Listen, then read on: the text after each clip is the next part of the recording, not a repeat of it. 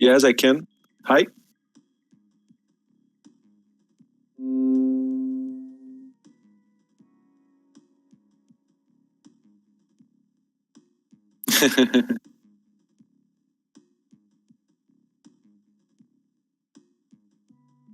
Fine.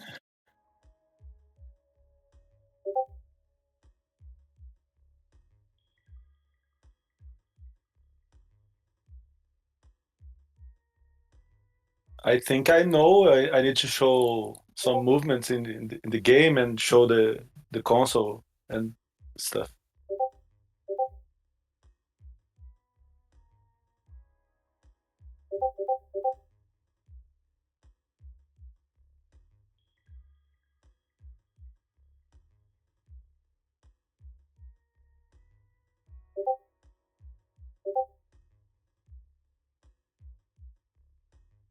Okay.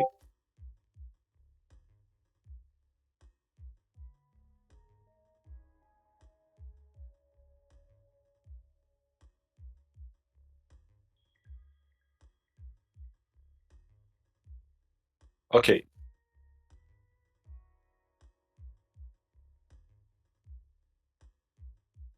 My controller. Let me unplug it. It's my controller. Yes, and the let me plug it. My cartridge.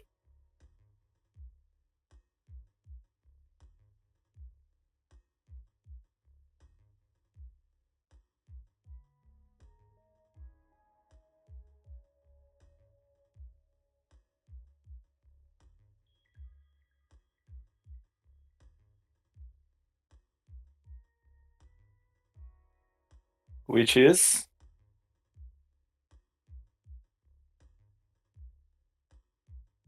okay.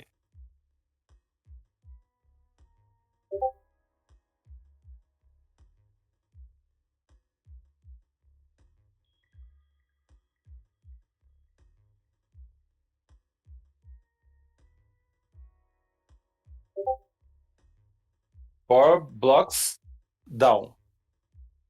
Oh, good. It's a square, but okay.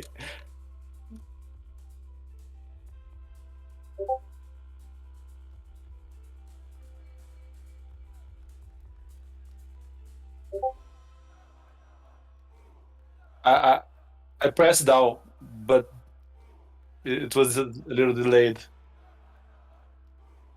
Now what I need to do? Okay. Do I need to restart or I play with this game? Okay.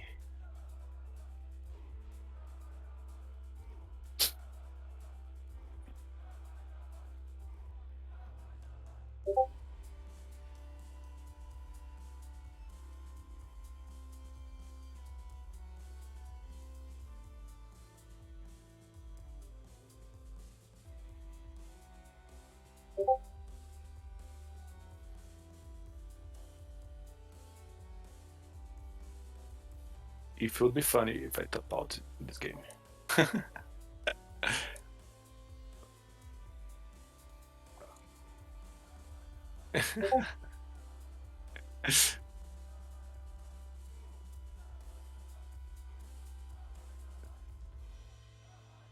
I think it will be fine.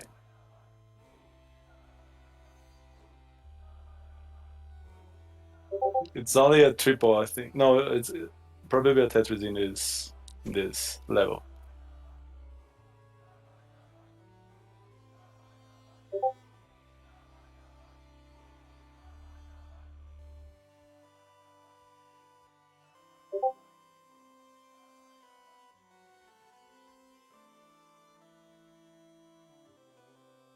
Oh my god.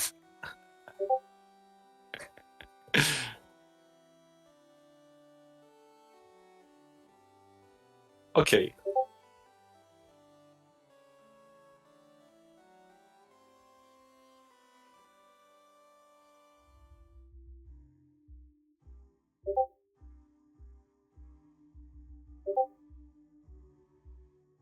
Okay. Let me Tamba, okay. Let me correct my uh, S A Samba.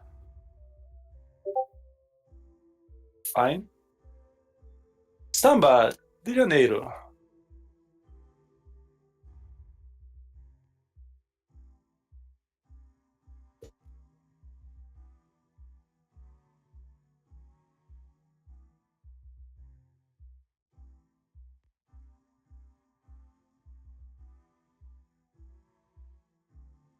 Thanks, Chris.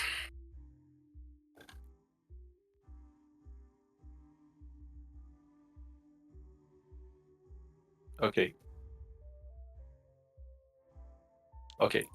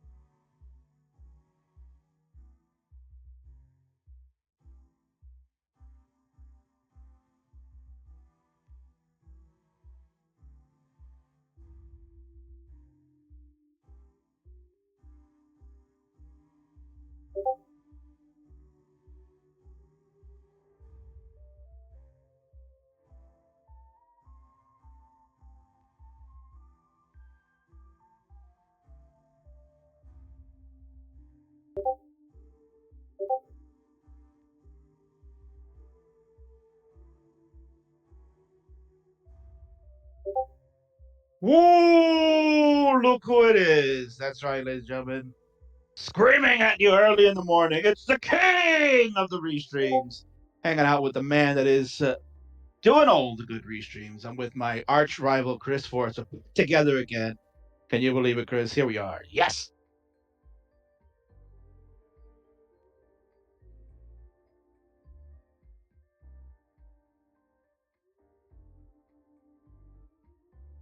We are very strong here. And here we go. We already started, Chris. We're already 1 minute in, and here we go. Feller has begun. He is the first of the LATAM crew that are going in the qualification. 21, I believe it was, Chris. Wow, 21 21. LATAM players, yeah, That's if I recall. four times the number of the last year. It most certainly is. Yeah, Yeah, 21 because is a lot. yeah, last year we had okay, looks like we have a first kicker. There you go. It's a warm up, as our friend in the Canadian white north, the French Canadian would say, warm up is done. Yeah, still all the time he needs, but a nice score. So here we go. We'll see what, as you see the name Rafael from Brazil, he is the first Latamer to go. And should be very interesting how he kicks things off for LATAM. A lot of good LATAM players. LATAM is very strong, Chris. That's why I've come in here. We're going to talk about Mhm. LATAM. We'll talk about what happened yesterday. What a great first day yesterday, Chris. I mean, so many good things happened. I mean, we kicked it off very early in the morning, 7:30 UTC on Monday morning. The Hydrant Dude, one of the more uh, respected players in the community, and also, of course, one of the most anticipated qualifiers. He did not disappoint. 8 max outs overall, currently the number one seed. And then to top it off, at last night, late in the evening, Nenu pretty much matched it.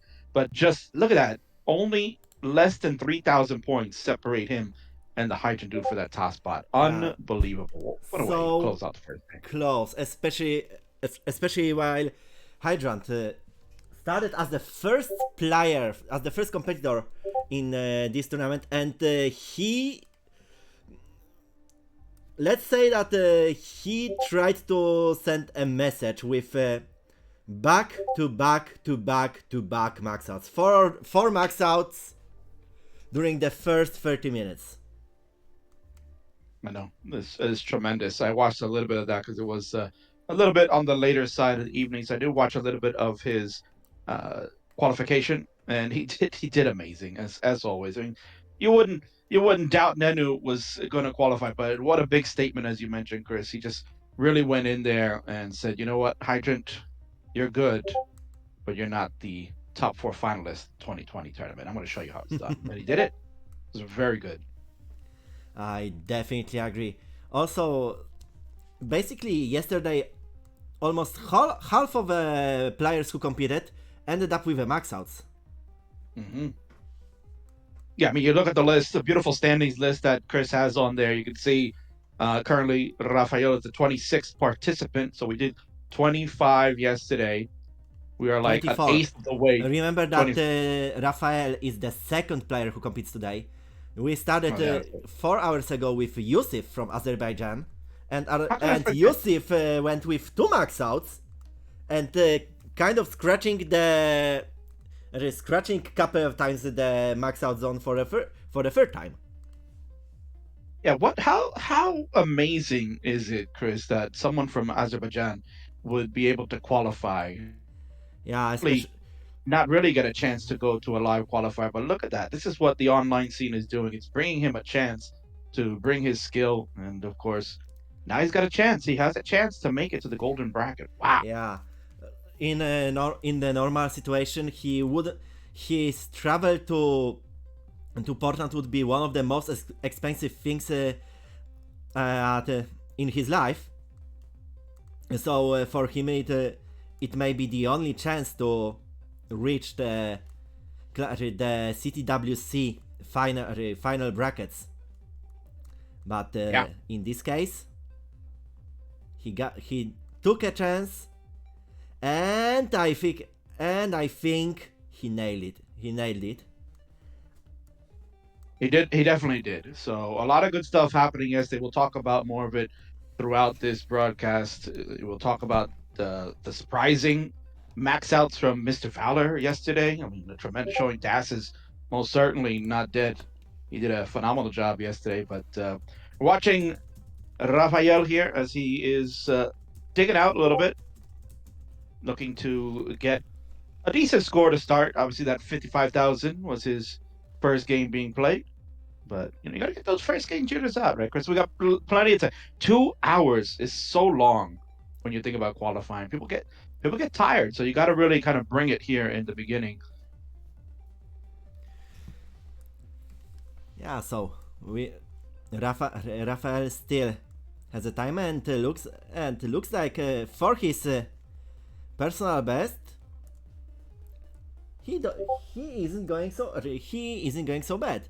I'd wish I would go that well during my qualifications tomorrow. Because yes, yeah, this will be the first time I will be qualifying to CWC. I am both hyped and terrified at the same time. Well, listen, as long as you can get a better score than Chris Bidwell, that's all you need to do, okay? In fact, maybe you can get a better score than Adam. Adam sounded like he had a rough day yesterday. I was kind of watching his qual a little bit, so definitely not his usual type of game. Adam was certainly a much better player than that, but sometimes you just have rough days. That's what this qualification is going to show us. There are going to be some people that are going to rise to the top, like you saw Mr. Valor, Nenu, Hydra Dude. They're going to rise and show us what they got, and then there's going to be days like we just saw with Adam. You know, he had a rough day yesterday. You're going to get that. You're going to get that with a lot of good players. So this is the fun time. This is where you get to kind of speculate and see who's going to make it. Who's going to make it through the rain. I agree. I still think for me being able to qualify will be a huge experience enough. I think I will kind of just focus on having fun. I know that I managed to get 570 during the Poland qualifier qualifications, which somehow ended up with me being in the top final 8. But but I don't think I will get a very, very huge score. But I will have fun nevertheless. Yeah, you gotta listen. You have to set personal goals, right? Everybody has to. When you're coming into this, the realistic thing is, how well am I gonna do? Like, look at Rafael. Rafael has a PB of 683, right? We're looking at potentially max out to get in, maybe even 2, with the way things are looking at right now. So he would most certainly have to be. Maybe he has a personal goal for himself, right? Maybe he says, you know what? Maybe I can beat my PB. Maybe I can get in to one of these other brackets like a silver or a bronze. That's the goal you have to have. Just because the golden bracket of 64 is the one that everybody focuses on doesn't mean that the other 64 spots for silver and bronze mean nothing. So to someone like Rafael, this is his chance, maybe to PB in front of the world. Man, oh man, that would be amazing to watch. Oh yeah, I remember two of moments like that during the last year during the last year CWC. First, Sidnev ended up with the first ever Dutch max out during his last game in the qualification, and he was so enthusiastic about getting that his first ever max out during the qualification that he stopped streaming.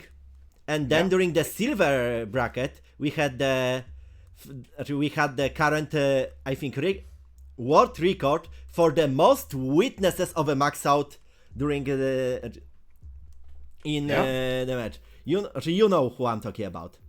Peter Laro, also known as Munas. That's right. Yeah, he did his very first max out live in a match. I think he played silver bracket top 16. Yeah. Yeah, I think he was playing Heps too in that match, if I recall. who, I mean, we'll talk about Heps, I'm sure, throughout this broadcast. So what an amazing qualifier yesterday, Chris. Yeah, Heps, uh, Heps was kind of unlucky the whole season because on the road to CWC he took part in the two events. In Classic Tetris UK he ended up second, so he decided to try again in the European qualifier. In the European qualifier he ended up second again. So he ended up buying the spot, and for the most of this qualification he wasn't able. The RNG was tricking so hard that his situation, and then in his two last games when he finally got the max out in the qualification, well, that sign was understood by everyone when he raised his hand, Yeah. finally No, getting definitely. the first max out. Yeah, no, definitely. powers. Yeah. Well, he definitely told the game who number one was because he emphatically Yes. used his finger at the game. So, but yeah, it was an amazing qual. For those that want to check it out, it's in the VOD. You can take a look at that. It was tremendous, nerve-wracking to say the least, for a good hour and 45 minutes before he pulled out the final two. But yeah, this is another good day. We got a number of different players that are going to be going. We're going to see Swabar later today. That should be a very fire. I know Of that'll course. be very out of interesting. the other interesting players, well, we will see some of the other veterans like Dudebites, Mhm. which or Joey, the indie rocker, and Yeah. well, the whole day will finish up with the man himself, Quaid. Oh, yeah, big sexy Daddy Quaid is going to be qualifying tonight. That'll be about 10 p.m. Eastern in the States, 2 a.m. UTC for all of you around the world. That should be a good one. Of course, let's not be remiss, Chris. We're talking about LATAM. You're seeing our friend here, Rafael Coutinho. He's having a decent game here. But the man that has headed LATAM will be in action later today. The dictator, they call him in the Johan? server. It is Johan. Oh, He will be yeah. qualifying 22 UTC. The main man for LATAM will go today. That's going to be really outstanding to watch. I agree. Last year, he ended up in the golden bracket. So Yeah. So What an amazing, amazing then call. as one of the 3 people without the max out. Right. And he PB'd in the qualifier in order to make the bracket. He PB'd because at that time, yeah, like you mentioned, no max out for him. He had a kind of a low 900. He ended up getting a decent enough 900 score, about it was like 920, 930, somewhere around there, to make it into like one of the last 2 or 3 seeds down at the bottom. Then he had a hell of a run when you got into. That's the other thing, Chris. People got to remember, before we talk about that. Gotta give shout out to Gage's Gardens. First, he gave a raid party of 7 to have everyone come and watch this, and then he's giving them give subs, Chris. He's just throwing money all over the place with the channel, giving subs to Elp and Melon Soda. So For na- Gage, that's a good dude right there. it well, the qualifications are still just the beginning, and I wonder who will end up giving the most subs to people. Sure. Because there is still the golden bracket, the silver bracket, the newly introduced bronze bracket. There will be also during the CWC this year. There will be also the first edition of Tetris Effect World Cup, also known as Connected 2021. Oh yeah, Tetris Effect connected. Yeah, Of course. yeah. The seasonal tournament was noticed by Adam, and because we are working, because CWC works with the Enhance Studios. the top players from 3 of the 5 categories in this season of the seasonal tournament in Tetris Effect Connected will be played live Wow. How about that? on a classic Tetris channel. Breaking news there, ladies and gentlemen. Wow. Yeah, this is not only a good news, but also some interesting questions, because up until now, most of modern Tetris tournaments wasn't using players' cameras, and initially it had some kind of uncertainty in case of the competitors, but we know who is behind the scenes, so it shouldn't be any problem. Especially that many people became so hyped that one of the commentator will be the boom man himself, Chris Tank. Yeah. So they want to show up to hear some booms in their direction. Who doesn't want to hear booms from the legend Chris Tang? Of course, you're going to be hearing him on the main channel when things get kicked off next weekend. We're doing qualifying this week. And next weekend, the tournament's going to begin. October 9th and 10th will be weekend number 1. Of course, you got to check out the kickoff party. Kickoff party's happening, Chris. You know that, right? We're going to have a kickoff party. Yes, I know. Right? Yeah, of course. Who's better to start a celebration than the king of party? I am still trying to figure out the good schedule for me in that case, because do you remember at which day the kickoff party will happen? It'll be the night before, October 8th. The kickoff party will be happening. October 8th. That's right, my friend. Right, Yeah, the night before. I will be trying to adjust my schedule pretty hard, because at the same time I will be trying to I will be hosting a promotional stand for Classic Tetris on one of the biggest retro events in Poland, called Pixel Heaven. But if I will get the Call of Duty, then I will have to take the stand and play on the the kickoff. I will be definitely here. The NTSC NES brought to me by Chris Bidwell is on his position, ready for action. Without question. And of course, the legend himself, Boomtang, is here. Says when's the kickoff party?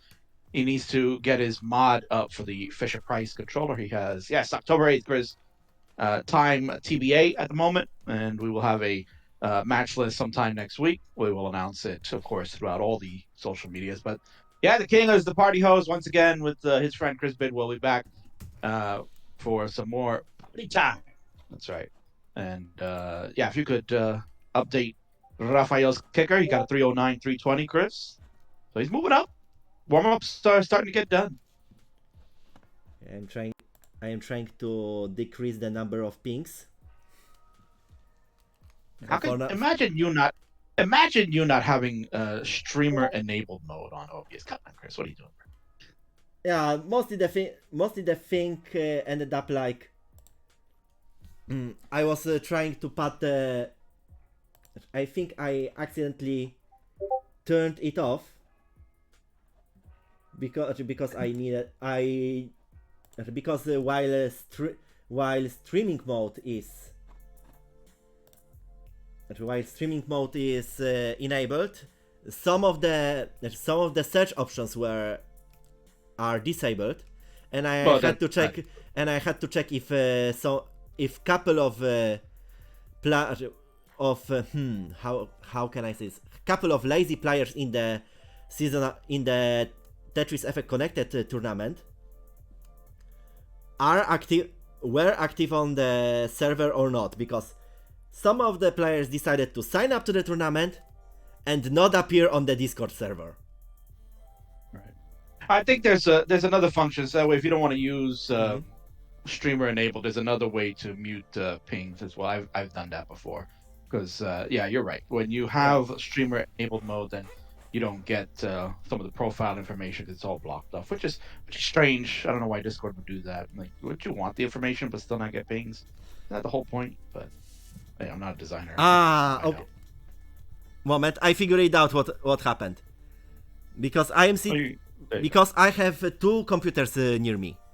On one of which there is streaming mode enabled, so there goes no sounds. On the second one, there was no streaming mode, and the sounds from it were getting into my microphone. Okay, I fixed that. All right, Chris has fixed it, so you won't get those notifications anymore, people. You can now watch Rafael continue his onward progress as he is trying to increase his kicker. He's currently at a 309. That's a very beautiful stack. 128. Yes, it's got a very nice stack. So, but yeah, again, we were talking about LATAM. Let's talk about LATAM a little bit, as they are very strong. They've come and infiltrated the tournament this year.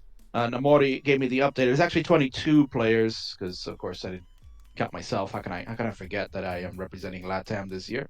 And yeah, it's very understandable. And then there's so many good players. A lot of them, Chris. You know, for those that don't know, there is a server for the Latin America. LATAM stands for the Latin American group of players that have come together from all the other servers and joined under one banner to kind of focus on the culture down there in Central and South America, and of course some North Americans as well with the Latin American heritage out there, like myself included. And we have a good time. We're always out there. We have a good time. We talk a number of different things, and that's kind of what sparked. So last year, for those that don't know, like Chris mentioned, there was maybe, I think, a small group of LATAM players, maybe like two or. No, as far as I remember, there were 4 players. Two didn't, and 2 of them didn't ended up in the brackets. That was Haporto and Leo. Yeah. And 2 of them, made a huge message that LATAM exists in the classic Tetris scene. One of them was Johan. And the second was late, great Pepe. Pepe, of course, the master of the palito tuck. For those that know, it's called the Vitz. Everybody knows that. But Pepe was an innovator. He really knew how to do the Vitz beautifully. He did it the right way at the right time. He didn't abuse it. Like sometimes you'll see some of these players just kind of do a Vitz and then you're just kind of waiting around for 20, 30 pieces. No, he did it at the right time when it was necessary. So that's why, you know, when I call the move, I always call it a palito tuck in honor of him, because that's what he used to call it. He used to call it a palito tuck. And LATAM has stuck by that. So a lot of players have taken up that inspiration of Pepe and want to kind of follow in his footsteps. There are a number of great players. So like Chris, you mentioned, there were 4 players that entered last year. Only 2 made it to the golden bracket. Now we have 22 LATAM players that are going to try to qualify, with Rafael being the first one. We'll see Johan, the leader of LATAM, go later tonight. Then you're going to get a whole host of really outstanding players. You're going to have Guerrero, who's one of the hottest players in LATAM, currently boasting, I think, the highest LATAM score with a 1.2. Wow. Yeah, his tapping can be unbelievable when he has it under control. That's the other thing. Sometimes he just gets a little carried away with his tap. You've got up-and-comer Yamir from Puerto Rico, along with Gio. The Puerto Ricans are definitely contenders to try to make it into a golden bracket, maybe even a silver. Those guys are outstanding, big-time max-outers. I mentioned Japorto, of course, Brazil's best, is returning. You've got Leo, the old tapper, is another one that you could see maybe making a silver bracket. So, and then, of course, a lot of other newcomers. You got Namori, Mo, so many others that will be trying to qualify. It's going to be great. I can't wait to see what all of them are going to do. Of course, the biggest name in Argentina, Alejo now, He got some Yeah. notoriety too, Chris. I don't know if you saw. He got an internet article written about him for winning the LATAM tournament this year. Oh, very nice. I remember that Alejo was the first Latin American max outer, but He at most first, certainly is. well, at first we saw his screenshots, then a partial video. So he is the class onto himself, but we will see how well he will go in the qualifications, because we know because sometimes CWC can be also quite of a challenge, because pressure, hundreds of eyes watching you, even indirectly, in case of this stream. Yeah, I mean, think about it. Rafael right now is doing his best to qualify, so he kind of took a break there for a moment, trying to gather himself. Currently, new kicker of 343 is up there. But this is probably, yeah, you're probably right, because this is like the most people probably ever watching him play Tetris. We got over 200 people currently watching. So, yeah, can be a little nerve wracking, probably. I don't know if he's thinking about it. Maybe if he's hearing the king now, he's like, oh, crap, that's how many people are watching. Oh, boy. But, it can be nerve wracking, but he's just gotta try and stay and play his game. Again, like I said, he's got to try to Oh, improve very nice clean. on the score. He's got to try to improve on the score as best he can. Very good solve right there. Of course, as Chris mentioned, it was a beautiful clean with a J. And yeah. And now going for a J tag. So he still maintains his tag. So you can see Avelia has all the tools to potentially have a good run.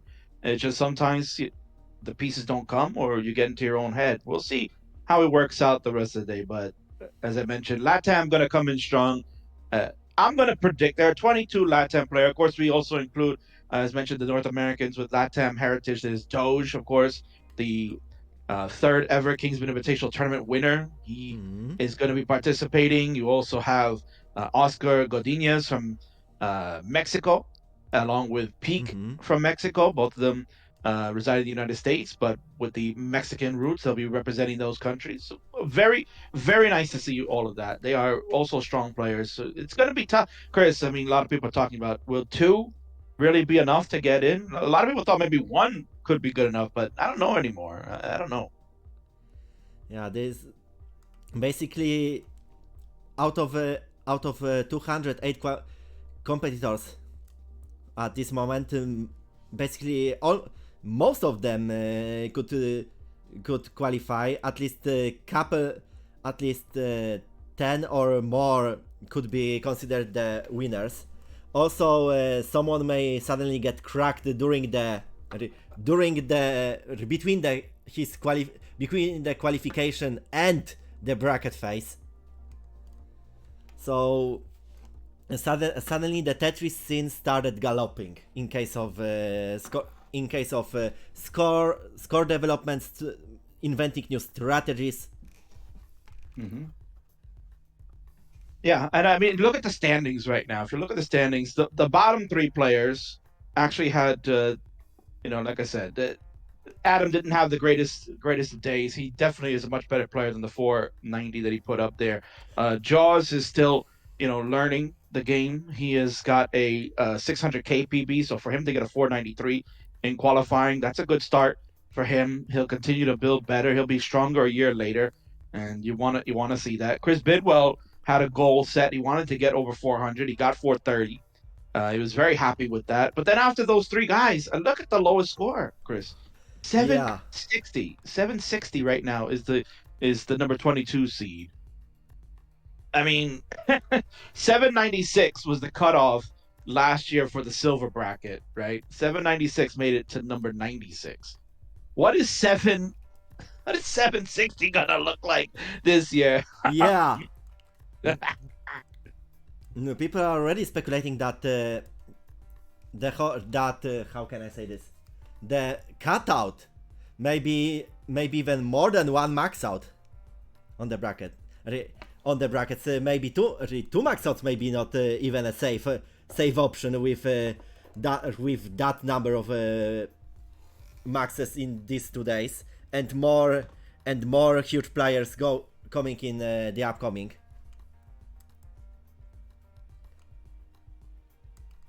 By the way, how are you thinking?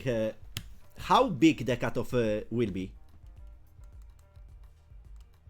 It's gonna be tough. If we're talking about the golden bracket, I mean, just the level of play so far in the first day kind of indicate that maybe 2 max outs are going to be needed. So you're looking at potentially a max out going all the way down to a silver bracket, and if that pushes things down, there was talk about this in the Discord server yesterday. That potentially we're looking at probably like a 750 would be your 128th seed, honestly. So that would get you into the last seed for the bronze bracket.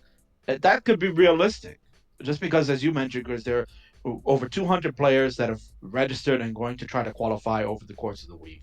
You have a number of players. I think someone was doing the statistics. Over 120 of those 200 players all have max outs. 138.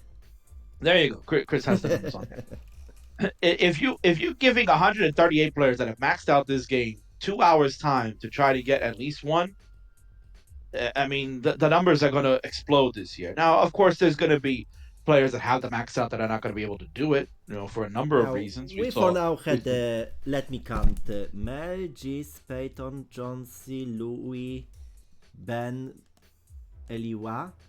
For now, out of all of 138 max outers, 7 didn't manage to get the max out. So there you go. So if you're looking at that rate, we had about 25 or so, 20, 24, 25 qualifiers yesterday. 7 of them did not get max out. So you could do the statistics there. It's a lot of guys that know the numbers. But if you do the multiplication there, then you kind of get what the percentage of players would probably be in that bucket where they're not going to max out of the 138. So be very interested to see. Well, like I said, you're going to find out who's going to rise to the top this weekend. Who's going to be able to get it done? Who's going to choke? It's all in the card. I can't wait. This is why qualifying week on the Cloud Touch channel is so fun to watch. You never know what's going to happen, and that's the best part. Yeah, and nerves aren't a factor. Of course, yeah. Never a factor, man.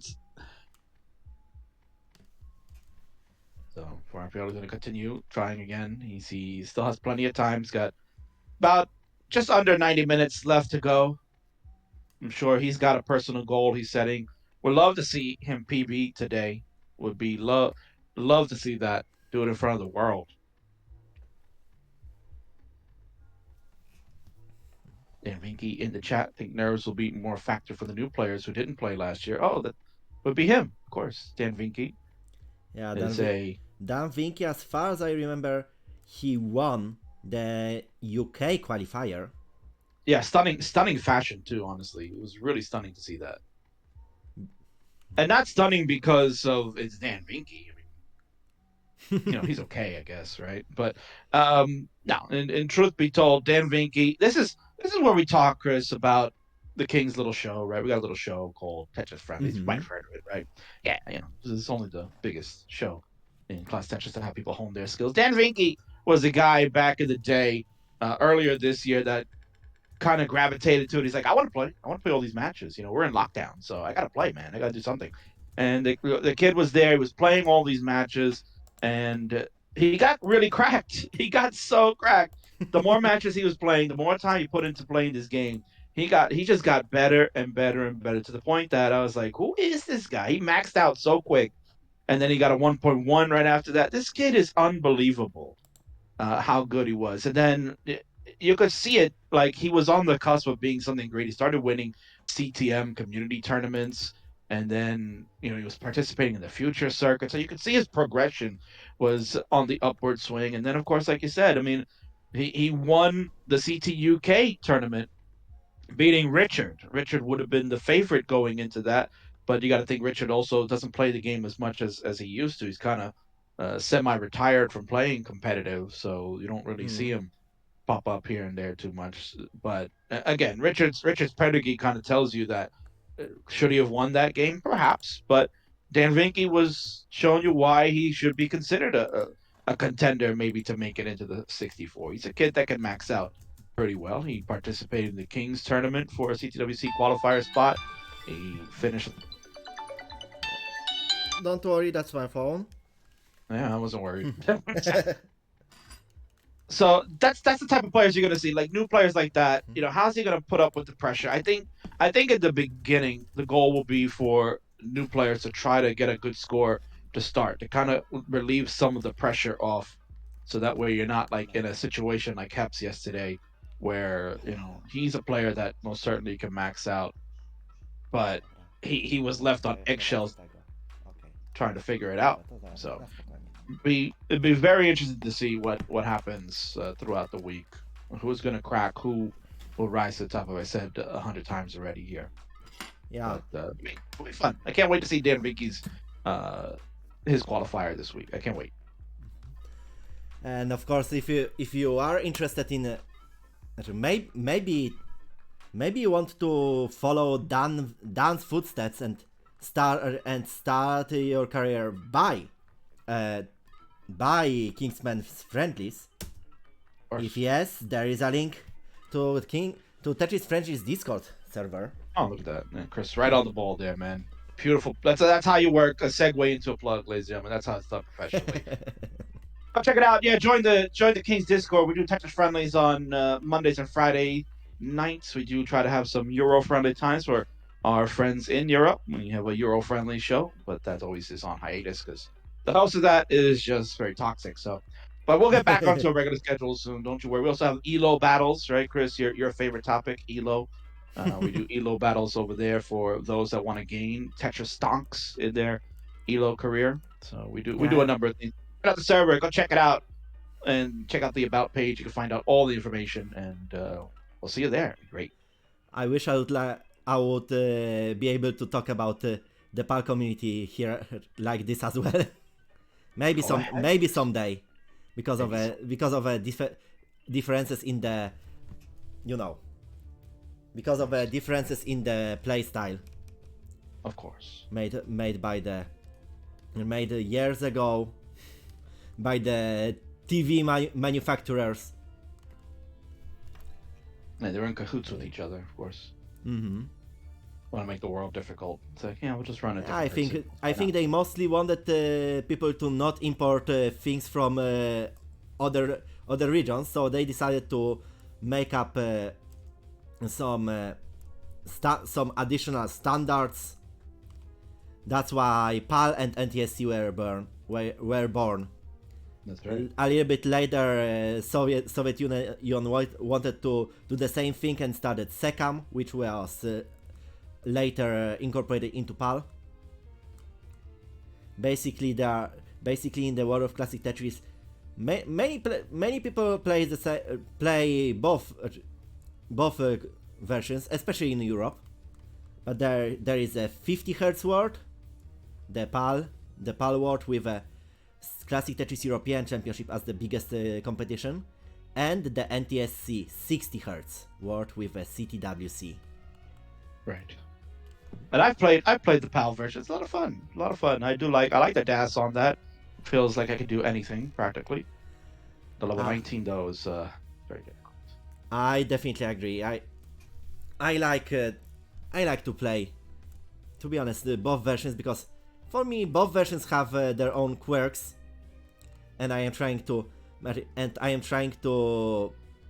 have tournaments in my home region, Poland, in both of these editions. This is true, especially that's true too. BV, of course, that's true. King can make an argument for things like that, but now's not the time. Here or there, hopefully, Affair is gonna do something. Finally, we got a transition going for him, Chris. Let's follow 8, so new kicker is going on, but looks like will he aim for a? Okay, there is a triple, so 414. But looks like not more. And looking at the Chris Bidwell score, there's still that's close, but not cigar. Yeah. but still plenty of time, Chris. He's got another hour and 20 minutes or so to go, so still plenty of time for him to increase that. But you can see his games are starting to get better. He finally made his first transition, so that's all it's taking. It's just get some warm up going in. And then earlier in the chat, we saw that Namori was here. Namori is also going to be someone trying to qualify. It's a fellow Brazilian, as Rafael is from Brazil. He said that Rafael is a physics teacher, and he apparently took the day off so he can qualify. Chris, don't tell his bosses. Okay, don't Imagine worry. I will not he's tell quali- anything. he's qualifying on a school day, Chris. Come on, man. What do you do? That's how important CTWC is to him. That's how important. He said, "To hell with work. I'm not going to teach these kids anything about physics. Nobody cares about Newton. Let's play some classic Tetris." Yes.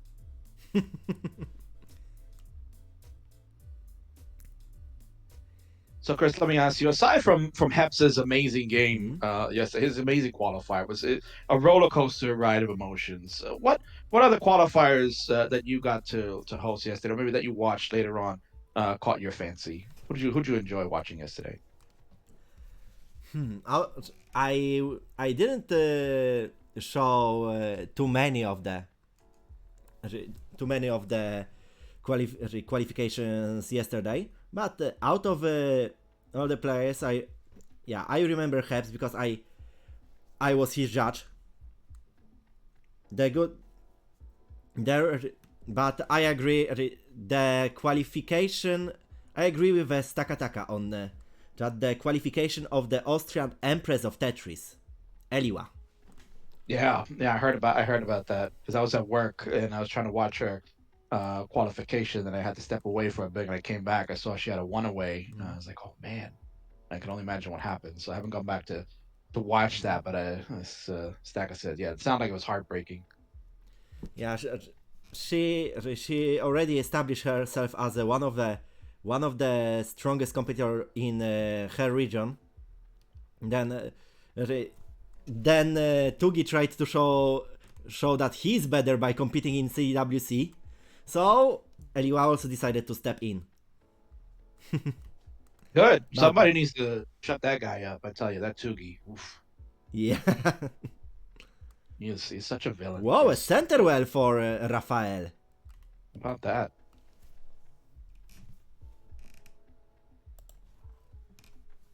He's channeling his inner Quaid, who we're going to see tonight. If you're fans of classic Tetris, you know about the Quaid character.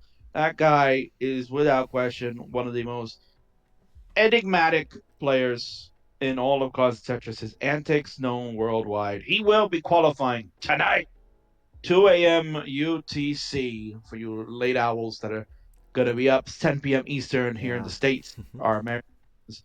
That most certainly will be a fun one. Last year, he was kind of in the same boat as Heps, Chris. He didn't get a max out till right towards the end.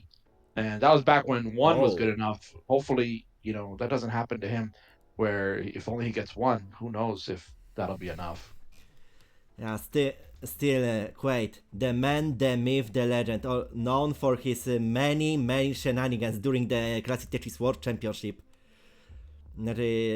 Competing either as himself, or as Hauser, or as Xizix. Yes.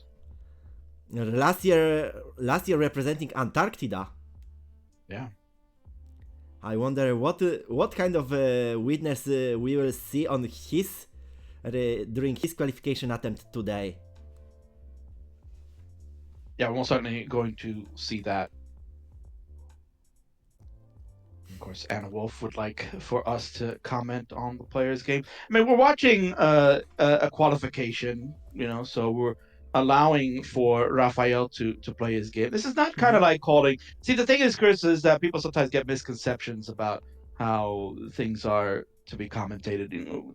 Watching him play here, you're giving him his time to get his game going, but it's not like calling a match, right? You're not going to call every piece coming down. From time to time you can comment about the game, but really we're kind of just here to stream, see how he's doing. Mhm. And So have it's some very, fun. very, Introduce the yeah. scene to the new viewers, because there are always someone who decides to jump in, see someone playing, and then end up getting involved into the scene later on. Correct, exactly. You know, people want to get an idea of like, okay, what's happening, what's going on. So this is our opportunity to talk about. I mean, we could talk about Raphael a little bit. I had some notes here, Chris. I did some work before we went live here. Oh, So that's yeah, look very at that. good. I'm trying to be professional this year, Chris. I'm trying to be a pro. I'm not going to try to be a character. I want to be a pro. I want to be let Grand Understandable. Designs let Grand Designs be the character this year. Hell yeah, right? Yeah. Let him be that guy. If you want people to get score checks on a qualifier, you'll see that later today at 22 UTC. He'll be back on, so I can check that out. Oh, look at that. He's got another transition here, Chris. Look at him go. Yeah, transition with 350. And towards. I wanted to say that he was trying to keep it low, but looks like we had a misdrop and everything went south.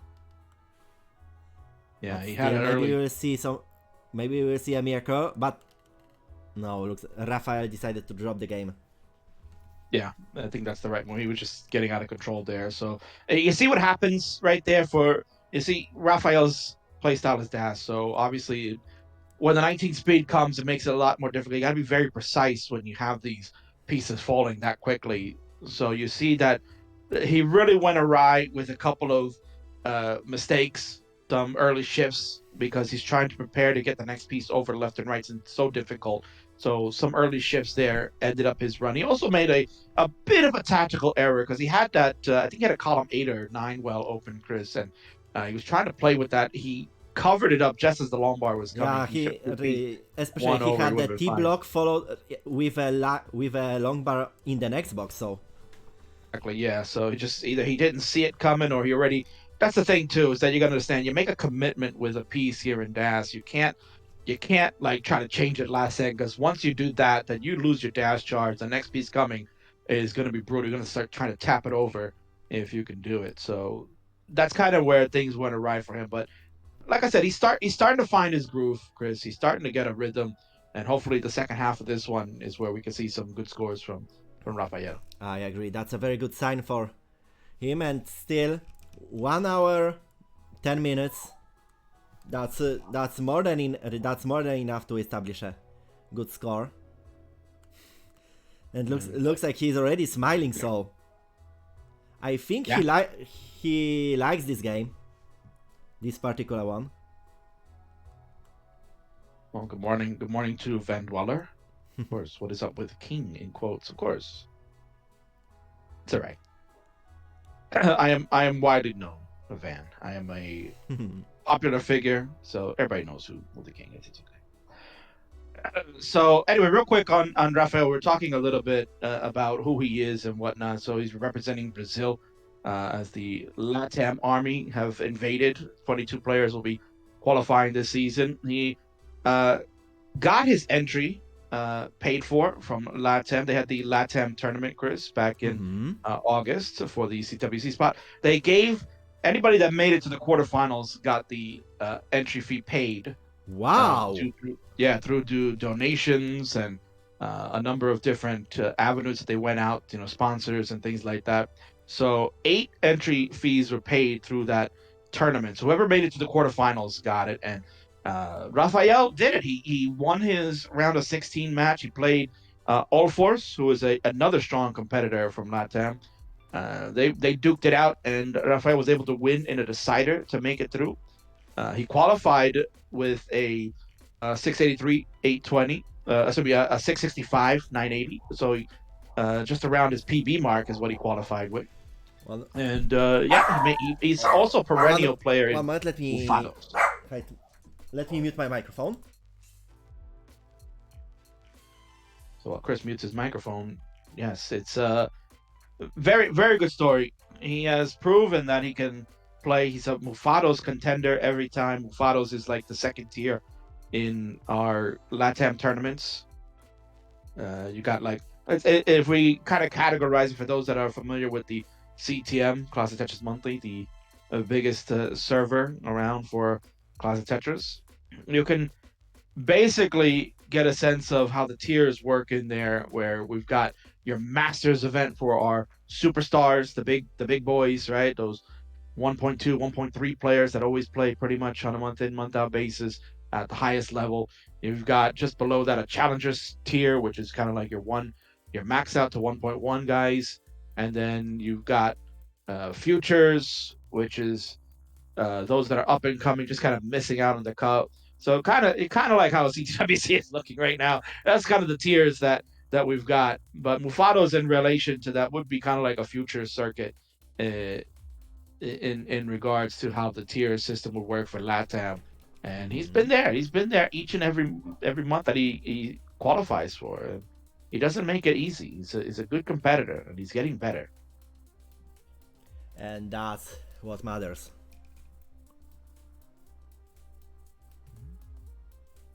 There we go. This Pollo Salazar 321 Mr. A lot of LATAM guys here, Chris. They're watching.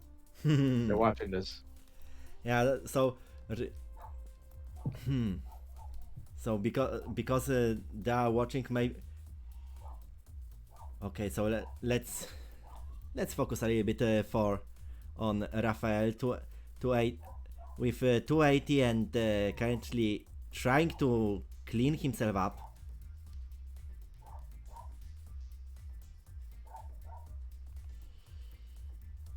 He's getting some good burns. It's just like he just needs like one or two. Wow, Good nice S spin. There you go. Okay. Now he made himself clean. He's okay. He's ready and bomba Tetris for Rafael. look at Chris here. Look at him go. Look at him go, man. He's gotten into the spirit now. Bomba, he says. You know, don't worry, Chris. I'll say. I am feeling that Latino heat. There goes Latino heat. Of course. Yeah, Eddie Guerrero. Good old best. times. Yeah. Got to lie, cheat, and steal, but can't do that here at CWC. Judges like Chris Forrest will lock it down, man. You can't be cheating.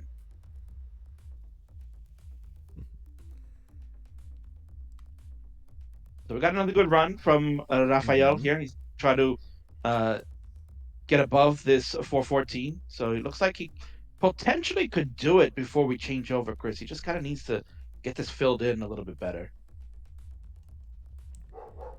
Still with 367 at this stage. Okay, 319. Looks like we have a new kicker here. Yeah, if he could just get one more long bar. Come on, let's go, baby. There are two. Kind of made some mistakes. He ended up Please really give him a line. And Oh, gave no. him a couple, but Oh no. Transition in a wrong moment. Ay. I think my bad. I cursed him. My problem. Yeah. I was saying about the good score and then the mistakes happens. Even Rambo is calling me out for this. So sorry for the dog voices in my microphone. Yeah, definitely. You could see what happened. He ended up making a couple of errors there on the stack. I'll be back in a minute. Yeah, so he kind of made some errors there. You could tell he had the board set up properly. I think he just made a bad placement with the piece. As I was watching that along, obviously I'll be on a delay because we have no screen share at the moment. But we are watching the stream live here. No big deal. I don't need to call it every piece placement, but it definitely made a slight mistake there. They kind of covered as well. And then he had two long bars that he couldn't use. The game was feeding him what he needed. It's just one. That's what happens with this game, man. Like people will blame RNG and say, "God, man, give me a long bar, give me a long bar." But same token, a lot of people talk about you gotta have some drought management. But in this case, this is where one stacking error that he made ended up costing him the chance to go past that kicker. So we'll see if we can get it together. See if we can make some changes. And you can tell he's starting to heat up. He's starting to heat up, but you just gotta have that one good game. Come on, Rafael, you can do it. We believe in you. That time is here.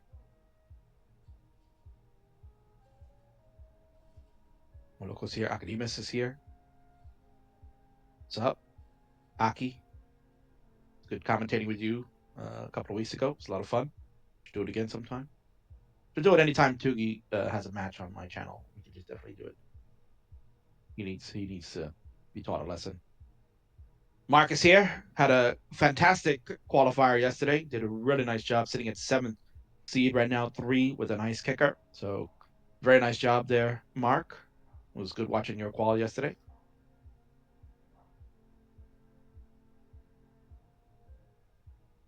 SV Nestrus is here. Another great qualifier yesterday. Was very impressed. I hadn't seen SV at all until yesterday, and I was very impressed with your gameplay. So it was definitely fun to watch. Would love for you to get in on some friendlies down in the road. Would love to call some matches there. I think it would be a lot of fun. We can find some good matchups for SV to take on in the future. So.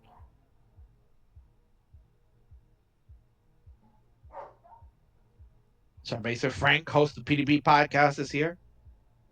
A Brish battle? Yeah, why not? Dan Vinky wants to fight. Dan Vinky is who was I talking about with this yesterday? Who I'm trying to remember. Who was I talking about? Oh, Namori. Namori and I were having a chat yesterday. We were talking about King Fave 5s and stuff like that. And he came up with, well, King, why don't you have a Fave 5 list? Why don't you come up with Kingsman guys, right? You should have a number of Kingsman guys. And that's kind of a play off of the wrestling world with Paul Heyman. You know, if Forrest was around, because he's tending to something right now, he would understand what that meant. It's a wrestling reference to a promoter by the name of Paul Heyman, who is actually on the WWE staff at the moment as a consultant, writer, or whatever you want. And back in the day, when he was running a promotion called ECW, you had certain guys that he would push to the moon and back, and would be guys that are loyal to him. They would be called Paul Heyman guys. So Namori's like, why don't you have some Kingsman guys? You know, you got a bunch of them. There's a bunch of guys that go to friendlies all the time. They support the king and all this stuff, right? Dan Vinky's a Kingsman guy. He's a guy that likes to go to the friendlies all the time. That's a Kingman guy. We'll see how he does. We'll see if all that playing on friendlies does any good for you, man. Otherwise, if you're gonna choke, I'm gonna be pretty upset. Like, what are you doing? You wasted a whole year life playing on friendlies, bro. Come on. Vandy is here. I believe word on the street, we'll get some Vandy time tonight. It's always fun to watch Vandy stream. Vandy will give you the qualifiers the right way. He's gonna just go,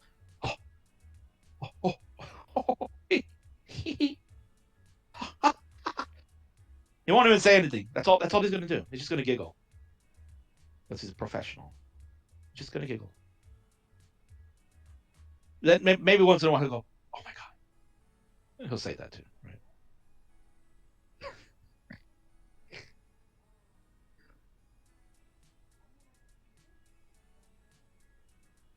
That's true, Aki. Yeah, Paul Heyman did get F5 by Brock Lesnar. This is true. Maybe Dan Vinky's going to try and give me an F5 if he doesn't qualify, right? That'd be terrible. King, make your LATAM predictions. I mean, it's very tough, Boyo, to really say. There's 22 guys, right? The way things are shaking out at the moment, right? We haven't even gotten to like some of the heavy hitters yet. You've got some unknowns that may surprise people, right? You're gonna get some surprises. Valor yesterday was a major surprise. I didn't think he was gonna get 3 max outs, and he did them very well yesterday. Kind of had an extremely wonderful performance.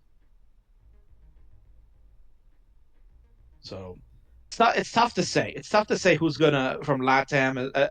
Off the top of my head, based on what I've seen and who I know, I'm gonna go out there. I'll probably say at least 5 LATAMers will make it into some form of the bracket. I have to believe that Guerrero, who is probably the favorite of LATAM, to make it into a gold bracket can do it. I want to believe Johan will do it.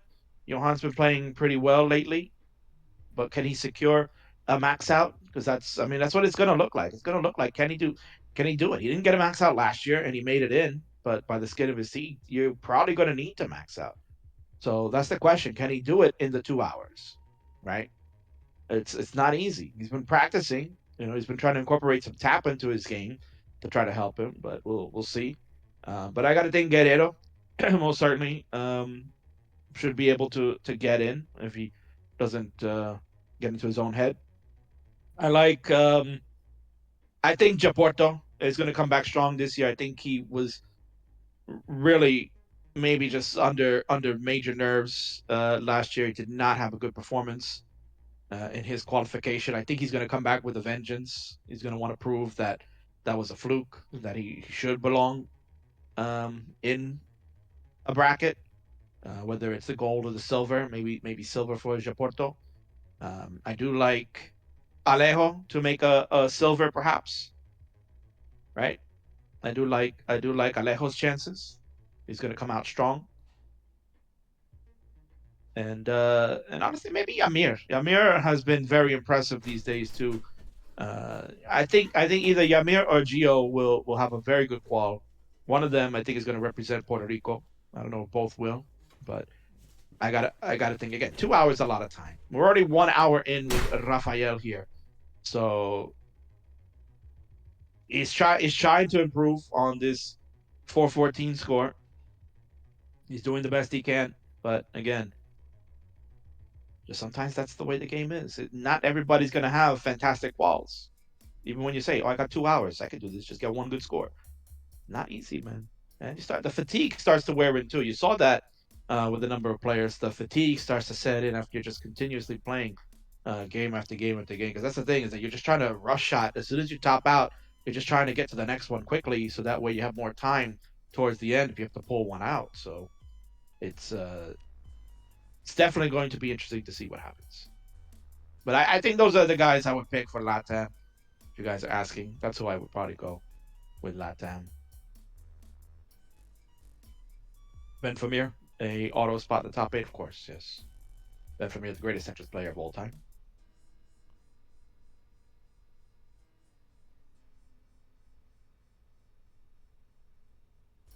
Not even picking Pollo? No, because nobody likes Pollo. Come on, Yamir, you know that already.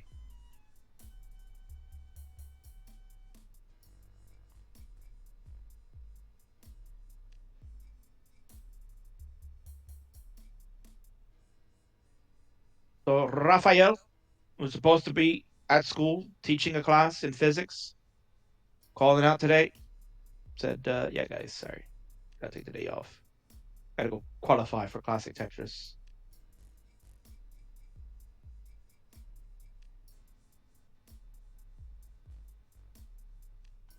That's dedication, man. That's dedication, right? I'd call out too, but I can't call out today though. I gotta go to work today. But as mentioned, there's gonna be a lot of good qualifiers later today. We talked about Quaid. Yeah, we're talking about LATAM. Of course, Mo. Mo, how can we not talk about LATAM? I'm here. The king is here. Talking about LATAM.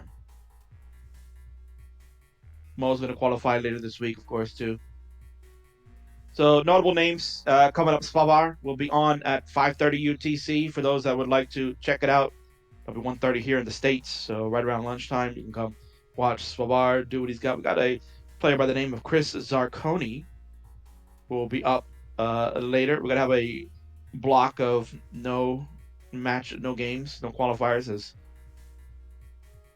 there's a nice chunk of a break, and then the next one will be happening will be at 1 o'clock Eastern, 5 p.m. UTC. So Chris Zarconi will kick it off, and then we'll have kind of a number of people. You're going to get Svavar, as mentioned, at 5:30 UTC. We'll have some other notables. Aduda Bites, who has been to the live CTWCs, qualified back in 2019. He will be qualifying at 6:30 UTC. You got Madeline, where her first qualifying attempt will be on at 7 o'clock UTC. That'll be 3 p.m. in the States. You got Biggie Mac at 8 o'clock and Aurora at 9 o'clock UTC. And of course, the big one for LATAM, the leader himself, Johan. will be at 10 o'clock, kicking off the primetime slot. The 10 p.m. UTC hour. It's kind of the prime time slot. Early evening in the U.S. It's right when people are coming home from work for the most part. You want to watch some qualifiers. You're going to get Johan. He's going to try to be the first Latimer to get in for perhaps this year's tournament. He's going to look to try to get at least one max out, man. You got to try to at least get one, right?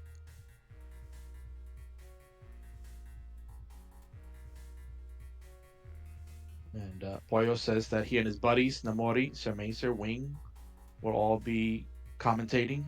They'll be all qualifying at the same time. Oh, isn't that so sweet? Oh, Dorbs. And you see frustration starting to set in on Rafael. He is definitely not happy with how things are going right now. He was slowly climbing up. We could see that his progression was getting there. So it looked like he was starting to warm up. Now we've kind of hit that moment now that we're over an hour in, that lull that you kind of get. Not for another one. I've looked at some of Rafael's qualifying. We've seen that he has about this kind of average. He's hovering on qualifiers for the most part. The exception of the Latam qual that he had an amazing run.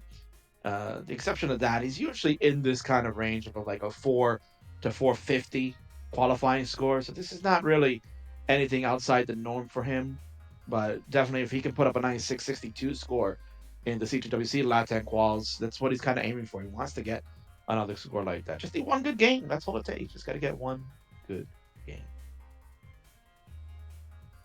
Very interesting mic quality. Well, first of all, can't help it. You know, King's got a beautiful headset.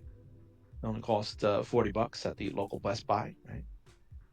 So of course it's going to be HD quality. And then on top of that, we are in a Discord call, so not always the best type of audio quality from Discord, unfortunately. We'll make do. We make do with what we got.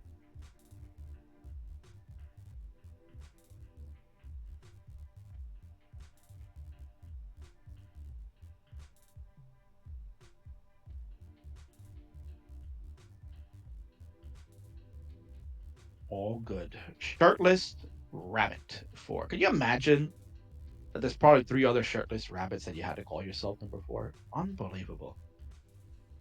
Who would even dare take the original shirtless rabbit? It's just wrong, man. How could they do that to you? Unbelievable.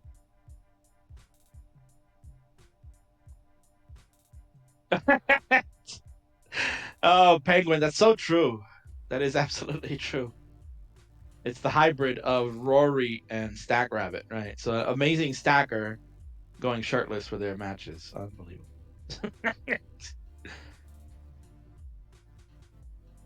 Mark feeling confident that his spot will be safe. I hope so, man. I gotta think. If you got at least 3, you gotta be in, right? You gotta be in. And that's the fun part about these quals, is that you just don't know. You just don't know. That's the best part of CTWC qualifying week, is that you're just gonna sit here and you're gonna speculate all week long.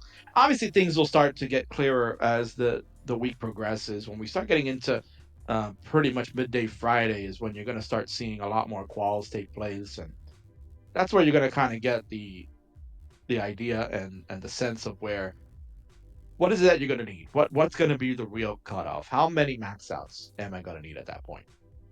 As I mentioned, the heavy hitters are coming this weekend, starting Friday into Sunday. All the big boys and gals are coming out around that time, so it will be fun to see what the press. That's the thing, is that for the most part, if I were a top tier player, maybe I would try to go early on, kind of like we saw with Hydran wanted to go because he wanted to be number 1 overall, because he just wanted to see his name as the number 1 seed, even though now that he's rolling, it'd be very tough to take him down as a top seed. But you had Jake go yesterday, did a nice performance, so like he doesn't have to really worry too much. He sees that his spot is up there, sitting in the top 5. Jerpedude, Nanu, Ian, they all kind of went first, which I think is the right way to go. You gotta be first, so that way you kind of set the table. You're confident, you're skilled enough.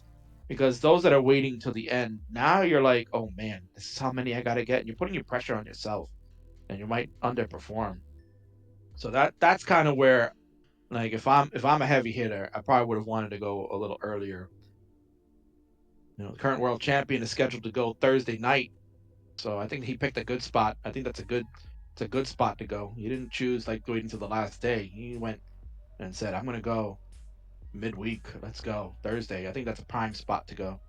Give him a nice chance to kind of see where the landscape is and figure out, okay, this is what I'm gonna need to try to secure a good spot.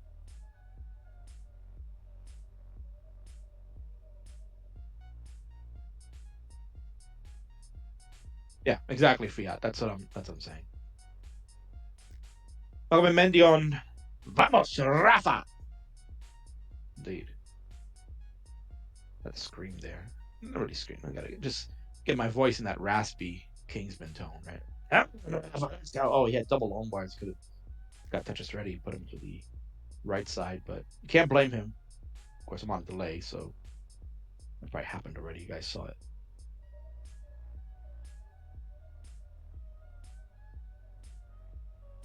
But at least we know that he has improved his kicker. So there we go. He's got the chance to go 500 here. Would love to get. Oh, he was Tetris ready, but he filled in. Gotta tell Forrest to share the screen, but I don't want to mess up his internet.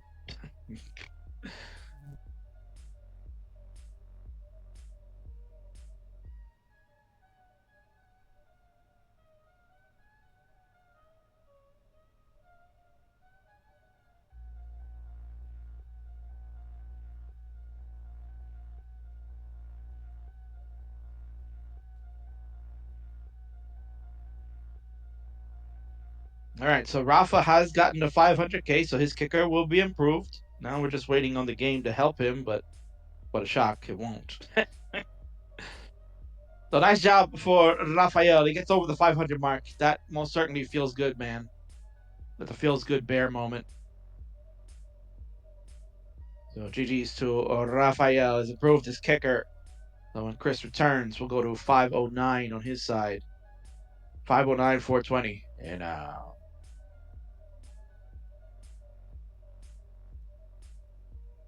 is there a list with every competitor, even without schedule? No. No, because they need the players to sign up in order to have it on the schedule. So no, there's not a list of players, at least externally, to be given to the public. There might be one internally, but that's not within my pay grade.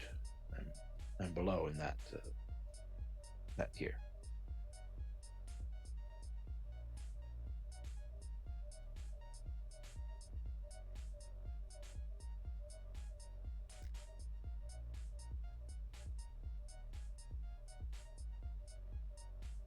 But there are players not in the qual list who entered. That would be yeah. Basically, the players that you can see on the qual list currently right now, the ones that have scheduled time, there are a small handful of players that still have not put in their scheduled time to go. So there's been a call out on them internally to get it scheduled so we can get them on the list, make sure everybody has put in their time for qualifying, so you fans can know exactly who's going to be playing. So once that is made public, then you'll have it. Exactly, Heps. Paying $50, but not playing. That's a 5-head move, of course. Imagine. Yeah, return winner would love to see a few players that are not on the qual list. Well, I'll tell you one that's not on the qual list that I can most certainly confirm will be playing. Because I convinced him to do it, of course. I knew he was going to do it anyway, but I had to convince him. Because he's always like, I don't know if I want to qualify this year. These kids, they're just going to beat me. Do I want to really lose in the first round? I mean, come on. That's right. That whiny, raspy voice. The Pixels champion. Buko. You know how to do it, right? We won't do it. It's early in the morning here. We won't go crazy. Yeah, he's going to qualify. I just don't know what time. He's got to get his act together. Does sound like Uncle Mike. Yeah, Uncle Mike. He's already scheduled. He's going to go. Where are they going Sunday? He and Anna D will be going Sunday.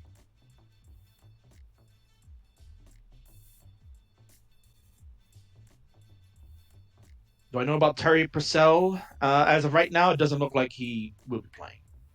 I don't think Terry is playing. Terry, I went back to watch some old VODs of the CTWC in the past. I'm trying to be professional. I'm trying to get up on some knowledge of the game, so I'm just not talking out of my backside. So Terry was doing commentary with Adam on a match between Jonas and Corian when they went to Hong Kong a few years back, and Terry had talked about that he actually prefers to watch the games instead of really participating because he just feels that he's a bigger fan than a competitor. And to me, that kind of signaled like, all right, he's kind of at a point where he's realized that he's just not really into the game as much anymore, but like he just wants to watch the games. He'd rather just be excited as a fan rather than play as a competitor. And I admire that. I admire that from Terry. Even though in 2019 Terry had a fantastic run, went all the way to the quarterfinals before being ousted by Corian. And then in 2020 he did make the golden bracket. He did make it, and he got to play against all these young bucks out there. And I guess maybe that's what he's kind of looking at. He's like, this game is changing, and I don't know if I can keep up with them. Didn't want to see guys like him try to work their way, and he's a fantastic competitor. But it could be that either he's got other commitments going on or whatnot. But I do not recall seeing his name there.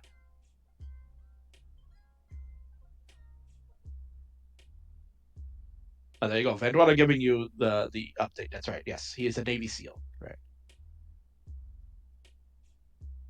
Yeah, Terry kind of looks like a badass. I would never want to mess around with Terry. Terry looks like he will absolutely tear you up, man, if you look at him the wrong way. Although his Instagram always shows that he's always doing some really cool stuff. He's outdoors all the time. He'll jack you up. He'll jack you up, Van. You say something wrong, he will jack you up. I'm telling you.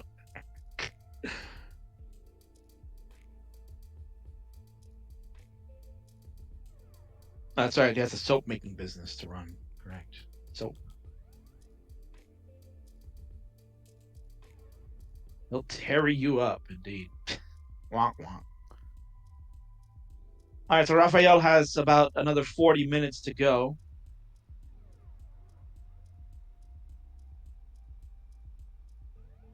That's right. That's right, Kip.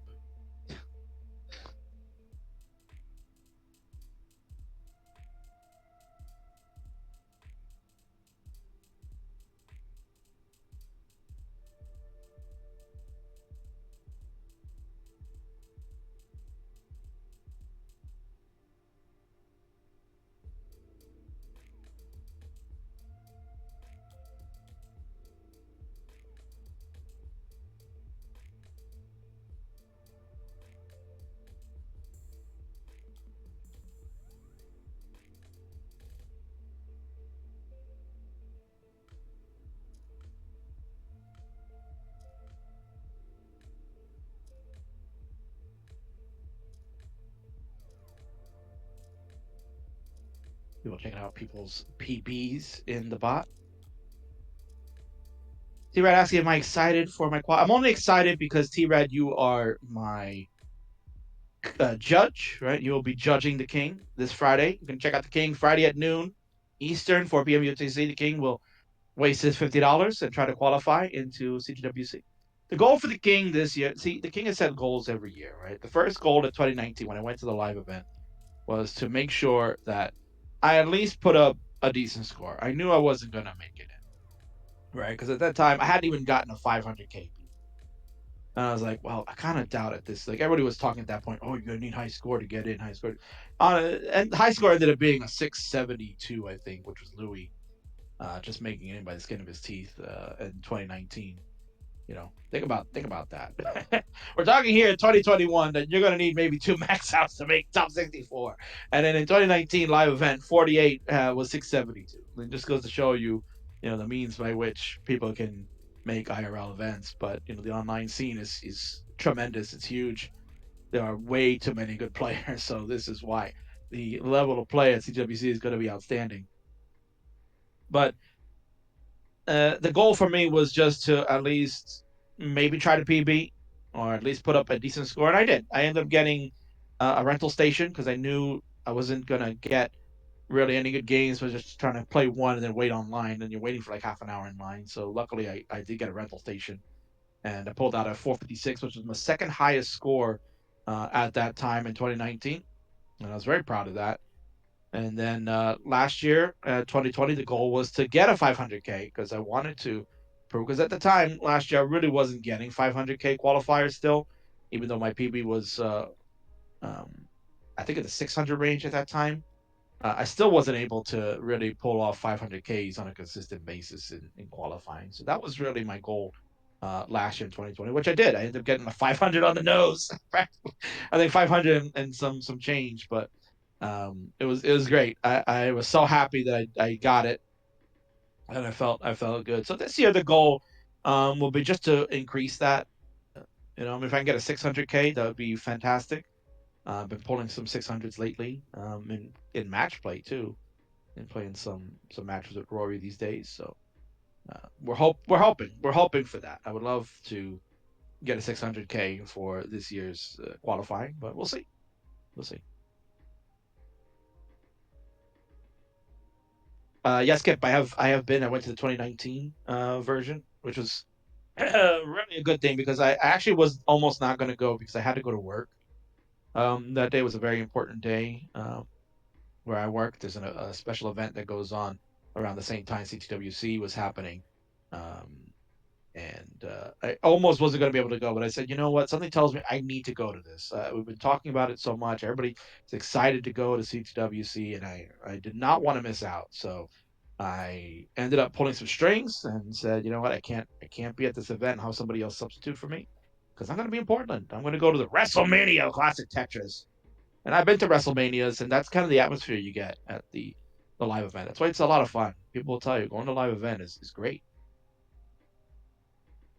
So I got to experience that. If that might be the only time I ever get a chance to, then I'm very privileged to have done that.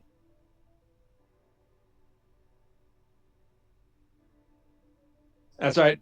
Chris will tell you, I was sitting behind him at the 2019 World Championship. We were doing a little foreshadowing there, Chris. You know that?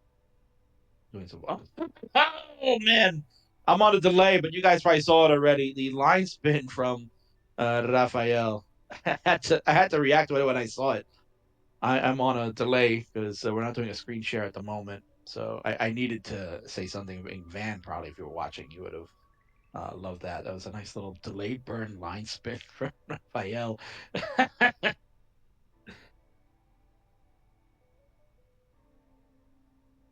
So Grandmaster, yeah, I just finished. So the goal is to just improve on the 500K. Ideally, I would like a 600, but the goal is to just do better than the 500, which I think I can. I've been working hard on trying to do. I've been doing some 2 hour runs lately, and yeah, I'm getting like mid to high 500s for the most part. Eking out a few 600s here and there. Just that's all. That's all the goal is. Just improve every year. That's the goal for me. Just want to improve every single year.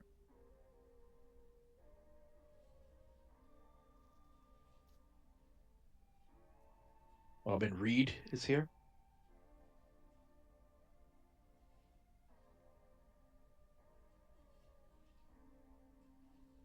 Right, because Master Esting, is Svavar really the best player qualifying today? I mean, that's up to your perception, right? I think there's a number of great people that are qualifying today. Go down the list again for those that are just joining as we're watching Rafael continue on. Uh, so we're gonna take a break after this. We got about another. What do we got here? Got about another 35 minutes or so for Rafael in his attempt as he's trying to improve on this kicker of 500Ks. So we're gonna get a little break, and then at 5 p.m. UTC, 1 o'clock Eastern in the States, you're gonna get a player by the name of Chris Zarconi, who I'm not familiar with. We'll get to see them in action, and then Savar will be a half hour after that at 5:30 UTC. You get to watch the 3-time European champion try his hand at Closet Tetris. Was mentioned earlier that he's never maxed out in quals before, so he's definitely going to look like he's going to need to do that today. He's really going to need at least to get one to have a shot in making this golden bracket. And he most certainly can. He most certainly can. And, you're not looking for it. That's the best part about this qualifying system. You're not looking to try to get 1.2, 1.3, 1.4. You're not looking to get that, right? You just got to get max outs. Whatever way you can do it. You got to line it out. And that's what you got to do. Just line it out, man. Just get to those 6-9s, and it's all good. So you got Savar. You're gonna have a player by the name of Terrence Yoon will be playing today. Again, not familiar with that player. They go by TT Player _02. Imagine having underscores in your handles. Jude Abides, who is a good player out of the New York region here in the States. I got to meet him a couple of times live, so he's a good dude. You got Madeline, who another player that started out on friendlies. As we've talked about, number of these players have been to my show, honing their craft. You're gonna get Biggie Mac will be on this afternoon at 4 Eastern, 8 p.m. UTC. Aurora, who we know in the community, will be on at 9 p.m. Then of course Johan, the standard of Classic Tetris, will be playing at 10 p.m. when we get to the primetime hours. You're gonna get Johan for LATAM. I'm sure people will be watching his qual very closely. I might join in for that part of the way. Might join up with GD later. I believe he's restreaming around that time, so I might just to come in and hang out to watch Johan, because I really want to see that one. You get ID Kirby around that time as well. You're gonna get a Corey Cheney, also known as TT Paradigm, will be on. The Grandmaster V will be on this evening at 8 p.m. Eastern, midnight UTC. And then you get Joey Parker. You're gonna get Nerds. You're gonna get Pupil. You're gonna get some good names this evening. And then of course the big one in the 10 o'clock hour Eastern, 2 a.m. UTC. Big sexy Daddy Quaid will be on. He's gonna qualify tonight. So depending on what your preference is, as far as you would say who's the best player out of the group today, well, you can most certainly make an argument. Quaid could be the best one in the quals for tonight.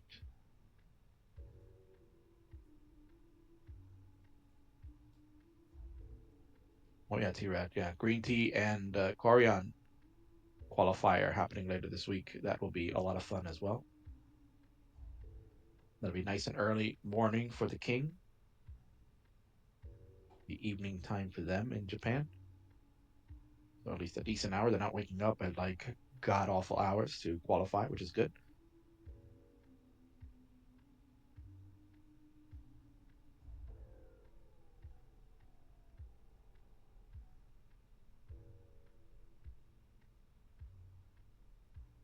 So hopefully Chris will return. Chris is a good thing the King is here, right? Keep you guys company through this. I mean, technically I don't have to talk, right? I could do a little bit of Van Dweller, just not talk. Maybe you guys want to hear keyboard, right? I could do a little keyboard. Yes, thank you. And that's what you hear with him, man. This keyboard is so loud, bro. Oh, maybe it's because his mic. He's got a good mic, right? So it picks up everything. But you hear that keyboard just typing away. He's a very busy man. Van Dweller is a very busy man.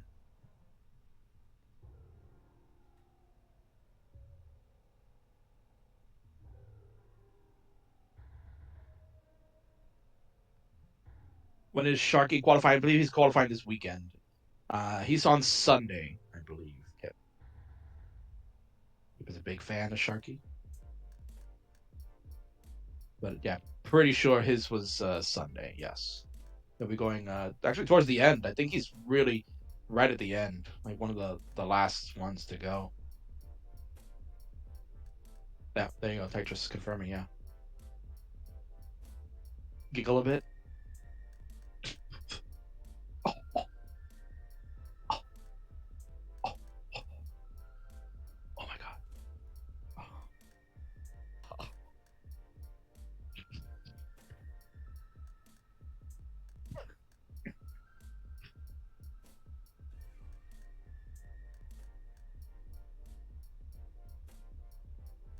Look, they got 190,000 on the nose. Nice job, Rafael. Always like seeing those nice, all those zeros at the end. I like that. Just a nice feeling when you have all those zeros. Except when it's club zero. It's not a good feeling. Venny's not going to live that down. Not with me, at least. He most certainly will not live that down with me. Please. For all the jokes that he does about me, that's the one I'm going to like harp him on forever now. That's all I'm going to do.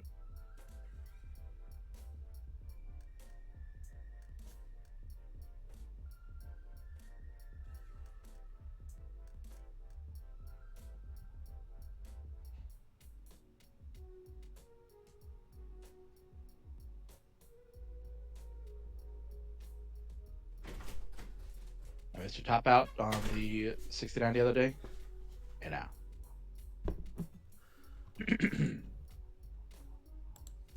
Sorry, Penguin. I can't be everywhere. Only one man. Okay, I am back. I'm terribly sorry for the delay from my Oh, side. look at that, Chris. Chris is back, man. Yeah. Don't worry. The king is here. He's entertaining the crowd. Yeah, that's awesome. Well, my father But when wanted, you get a chance, yeah, my father wanted something from me, and because I am still working in his company as a side gig. yeah. Let's just say that I don't want to mess with 5'7" version of Hulk Hogan. But there you go. So of Yeah. course, we don't want to mess with that. Yeah. I'll tell you something, dude.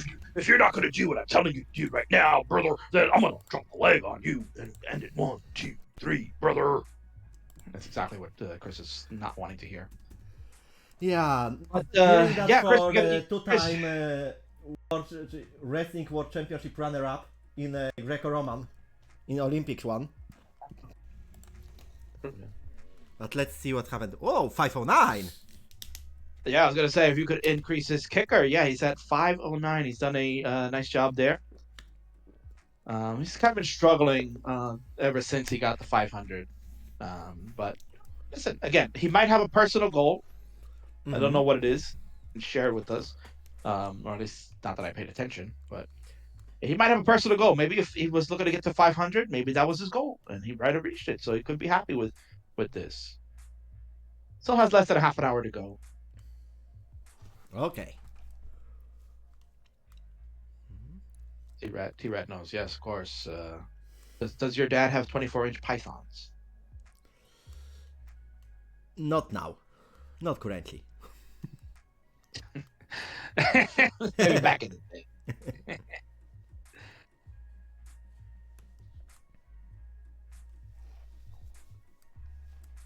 Okay, a small need of a cleanup on Raphael's field and rage set. Yeah, I think he's getting to a point, Chris. He might be starting to feel the fatigue set in. He's already put in a lot of good games earlier on. That 500K most certainly was a feels good moment. He had a nice high transition. He had about I think he did transition with the 500 and then just kind of 19 fell apart right away. So Yeah, the qualifying type like this with a specified time and other thing allows some players to go a little bit strategically. That how to put more games in case with a chance of a good score.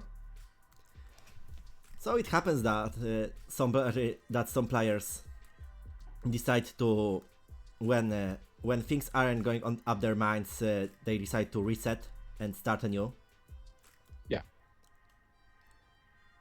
Yeah, sometimes we call it a rage set, right? Sometimes that's the term that's being used, but all the time. Like there'll be some players that you could see on their facial expressions that they most certainly were upset by that and just are getting frustrated at the game, and that is a true rage set. But then there are others that are doing it just because they know I can't waste any time with this game. I gotta have a good game. You gotta play good from the start, because when you start making early misdrops, just end the game right there. You have very little time, especially now, where he's got about 20 minutes. 25 minutes. So it's definitely time to think a little bit strategically. I remember my qualification last year to Classic Tetris European Championship when I was trying to go highly strategic from the very beginning. I just pat myself with a list of tasks that if the game at this number of lines doesn't have this score, reset. Yeah. It didn't work. It didn't work as planned, but I didn't finish last. Well, that's important, Chris. You know, as long as you don't finish last, that's always the important thing. Question here in the chat, Chris from SGW asks, "What do people think about whether next year this event should be live or online?" I think that's a huge discussion to be had. I think the lockdown last year most certainly changed how things worked out, and now we're in this online avenue, and it was able to be bring the best players in the world to finally showcase what they can do, and that was important. That was important to the game, and I think that's a great thing. But I also think that the being there in person, since I can speak from experience now, in 2019, where you could tell that the game is starting to reach a fever pitch. People are getting interested. The qualifying line was crazy as compared to other years from what people were saying, and just the new players that were coming in, and you're getting to see some of the old veterans, starting to get kind of knocked around a little bit, and the new blood was starting to take shape. I think those are important to see when you're there in person, and the vibe is so much different. The crowd is electric. Chris, you've been to wrestling events, right? So like Of watching course. wrestling on TV versus watching it live in a crowd Yeah. are two different. They're two Yeah, different. live events are always the only means that independent wrestling promotions can work, Mhm.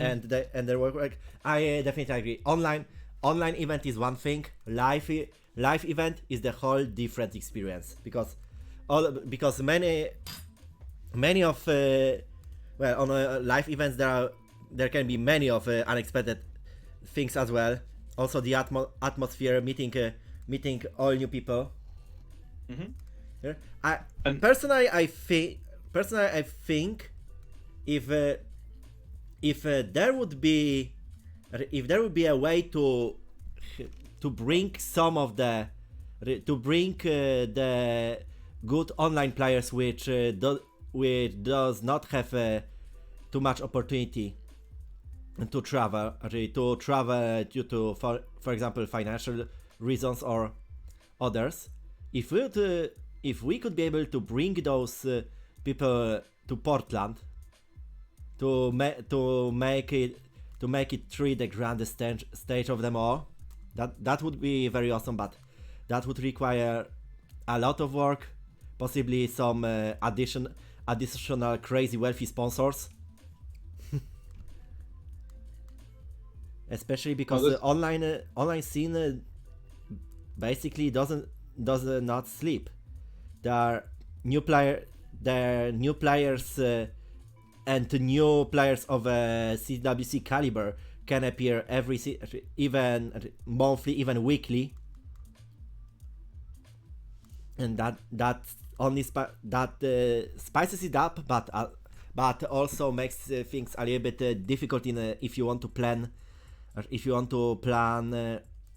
a bigger live event like CTWC like live CTWC in Portland on the Portland Retro Gaming Expo. At the same time, people are missing a chance like this to meet with other classic Tetris freaks live, have fun for those couple of days, and as additional decide who is the best player of in the year with a CTWC trophy. That the whole thing is kind of a difficult to find the golden center, a perfect Exactly. solution for that. And that, that'll fall on the organizers. They'll have to make the decision to see. I mean, they've seen now this will be year 2 of the online version of the tournament, and if things are safe next year, that'll be the most important thing. And I understand that safety first. We can't be just willing to say, "Oh, we got to just do an online tournament," or "We got to just do in person." And things have to be done the right way, and it's going to take some time and careful consideration. I think what you're talking about maybe people having sponsorships and having things covered for them are important. Maybe this is where the time for regional organizers that have these type of tournaments be able to send players and Mhm. be able to sponsor them to go over there and That represent your tournament and say this. Okay, so it's going to be in person. It's going to be a live event. mhm. So let's say like a CT UK, right? Let's say if they were able to pull some money together, and that the winner would be able to have their airfare and travel compensated. Mhm. I think that might be something reasonable. But then again, you're talking about where are you getting the funds to this? You need, like I said, you need big money backers, and the only way you're going to be able to do that is by showing that the sport is growing and it's worth the time and effort to fund it. I definitely So agree. But it let's also remember that not all communities are created equal. There are communities like Poland which tries to actively go to, visit conventions and let's say even hunt for the new players to make it even bigger. Another way there are communities which didn't even decided who is leading them. and that's what's going to come down to. It's like who's going to help lead that. And I think there's got to be some kind of thought process that's going to go into it that's going to make it work. Um, the question is who's going to be the first to step up. You need someone first to make that happen. And of course, like I said, it's going to depend on what the organizers of CTWC want to do. Will they feel Mm-hmm. comfortable that this online avenue is better for them to work out?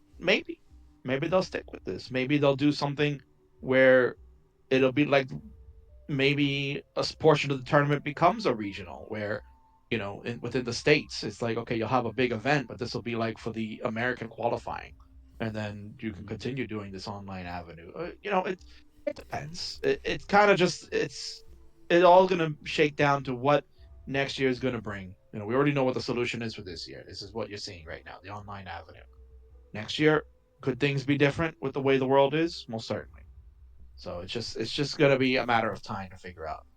Yeah, the final word is still up to Vince, Adam, and all the other long bars. All those long bars, of course. Wow, nice light spin by Rafael. And he's dirty ready, but no line in the wrong moment. So I hoped to hear a dirty Tetris, but Chris Van is saying that your audio is a little low on your side. He's not able to hear your beautiful thoughts that you had. yeah, it's in my case it's a little bit difficult to find a good moment because I tend to move a bit around the stand, preparing all the things and trying to catch up with one thing, maintaining the second thing. This time I feel like I am one of the busiest people in the scene. But I You like are this. very, you are a very busy man, Chris. You're juggling so many things. As long as I can be useful for the community, that makes me happy. Whoop. I mean, who Of can course. deny that you brought us a whoop, right? Everybody loves whoop. Whoop.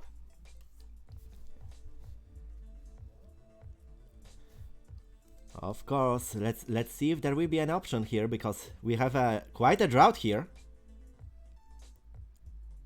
for Rafael. right now.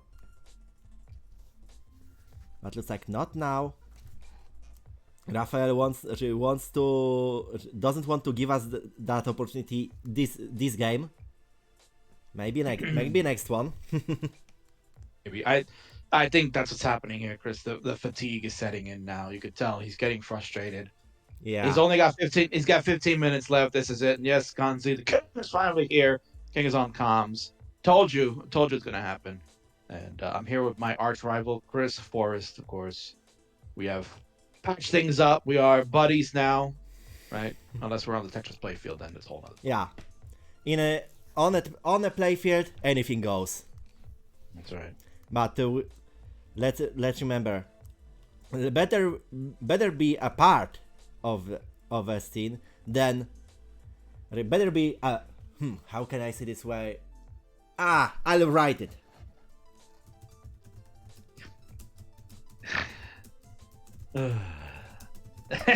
Chris, you're a funny man. Yeah, despite let's just say that despite me being involved in the scene for the 3 years now, my English for some reason didn't become any gooder. That would probably be the same as your Tetris, right? It's not getting any gooder. Slowly. I guess we'll find out tomorrow. We'll find out tomorrow, right? We'll find out tomorrow. Chris, let everybody know what time are you qualifying so they can watch your wonderful attempt. As far as I understand, as far as I remember, I will be at 8 UTC. 8 UTC. So, should the king get up at 4 in the morning to watch his arch rival? Maybe.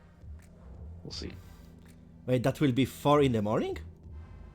4? Did you say 4 UTC? 4 UTC? Or are you talking about 4 p.m. UTC? Which would be 14, was it 4? That'd be 1600. Let me just take 4 UTC. 4 UTC, right? Are you talking 04? Chris, are we having a... No, 6:30 p.m. UTC. Chris, are we having a 8.03 moment here? 8. Kind of.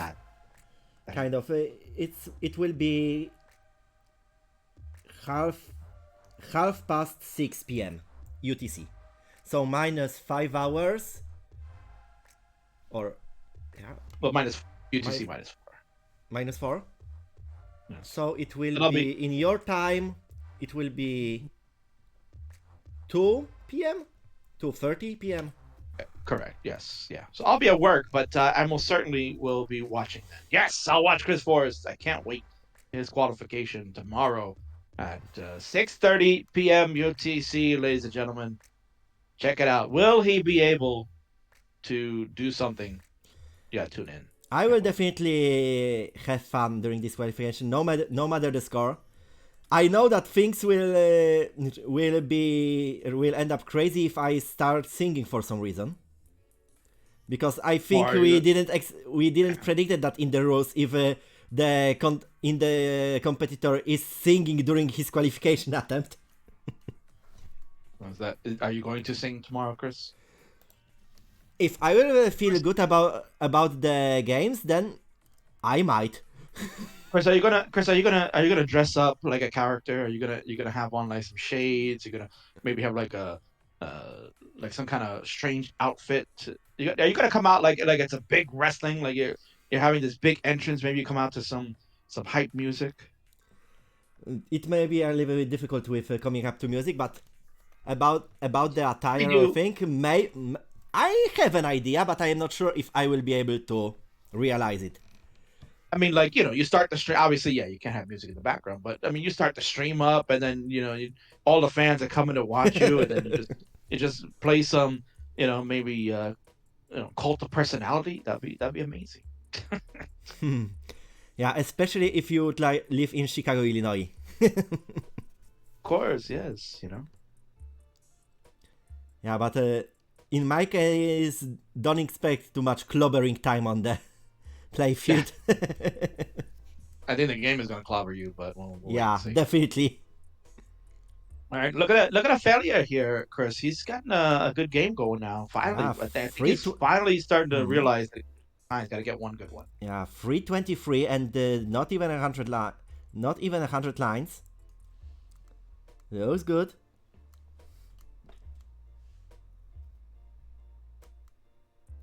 Of course, Yeehaw in the chat saying we got Chris Forrest and the King.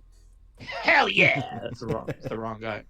It's the wrong guy, Yeehaw. He'll be on later today. You could Yeah, check. Dan Woods. So Grand Designs will be appearing here later, as well as during today we will see the debut of the man pulling the strings of Classic Tetris Monthly. Also debuting as a host. There will be also time with Peyton on Tetris. Yes. Who will be the main commentator, Chris? Who's the main commentator right now? I am not sure. Basically, in the case of qualifiers, we decided that there are no commentators. There are hosts and optional guests if a host wants to. So, for example, yesterday on the first qualification stream, I was sitting up with Vince. Then on the stream when Vince was the host, he invited Chris Bidwell. There are plenty of opportunities. Of course, there's plenty of opportunities, yes. But we all know the main commentator for this stream is Mr. Chris Forrest. That's why his name is first. And unfortunately, there, Rafael, man, he had a good game going, Chris, and then just, again, there's some simple mistakes. This is the time where, as a player, you'd want to probably go back and look at the game, look at the game film and see, like, where the mistake, because he's had some really good runs. But then he makes like this for Rafael. He makes like one or two like stacking errors where he'll make a placement for questionable placement. I mean, sometimes it'll work out, but other times, like you can see, the rest of the pieces that come don't help his stack because he makes one small error, and this is where he's getting into trouble. And obviously, it'll take some time. But I think if he looks back at the game film, he takes a look at some of these runs where he had a good score going into transition. He'll see where the mistakes are made. He's going to improve on that. I really like Rafael. He's doing a really nice job today. He has most certainly done a very good 500 score, which is beating most of his, as I mentioned, he participates in the Latam Mufado scene for those tournaments. And he's usually in like the mid 400. So he's past that. He's past that. So there's a small victory being given to him with 7 minutes left. This is it.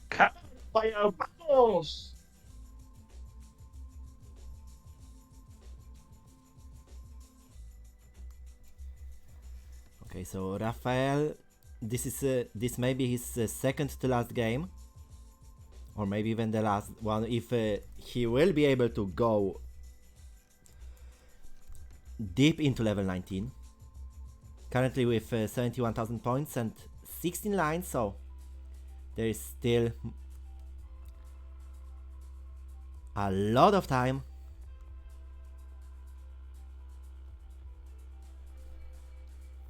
A lot of people in the chat looking for some of their favorite players that they don't see them on the qual sheet here, Chris. I know there's a few players that have not submitted a time yet for sign up, so you'll probably see a couple of more names throughout the week.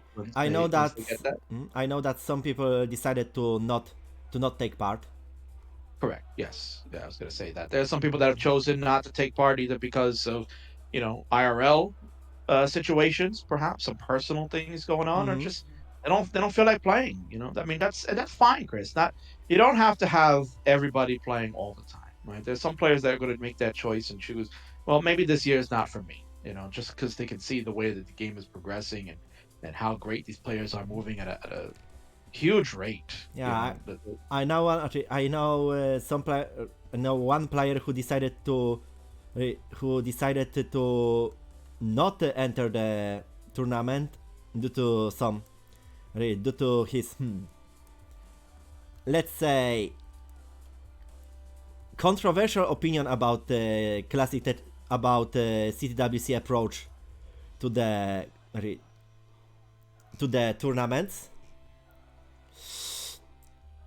it hurts me a little bit, but well, it's his decision. Right. At the end of the day, these are these people's decisions, and they feel that way, then that's fine. What it does is when one door closes, another one's going to open, Of and course. that'll lead to new players that want to play. And that's what you want to see. That for perhaps maybe a player like that, you're going to get people like we saw yesterday with Brighton. You're going to get SV Nestras, right? These are players that you don't commonly know too well, but you get to see now in qualifying. And look what they've done. They've done amazing things. So that spot that could have been occupied by someone else has now been given to perhaps one of them.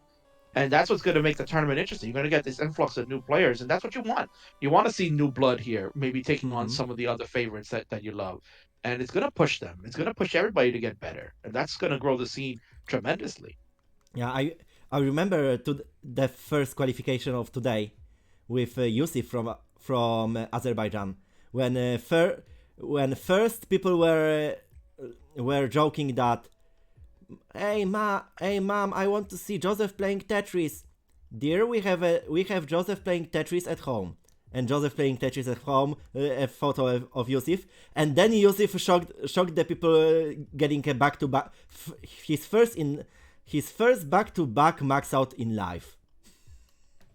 Wow, tremendous. See that? That's a great story, and that's the stories you want to hear. That's the stories. Yeah, you want to hear. and I know that Yusuf otherwise than on wouldn't be able to compete if he wouldn't win a tournament, the Russian championships, which were in January this year. Look at that. So they also extended out to Azerbaijan. How about that? Yeah, Russia decides to go to extend their scene up to all of the former USSR countries. This always gives some kind of opportunity to play for people from Ukraine, Moldova, Lithuania, Kazakhstan. There are currently, as far as I know, 3 max outers from Kazakhstan, and others. So as long as they are interested, the place for people to play will be found. How about that?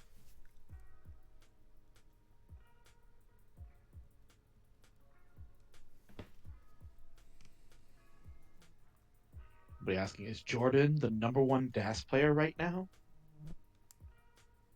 No. Yes. Right now, if we're talking about standings in the qualification, there, Mr. Valor at the number 6 spot with 3 max outs is the highest DAS player seat. Yes. Everybody else there is either roll or tap. Followed then the next dusters will be Jordan, Heps, and then Eliwa. Yes.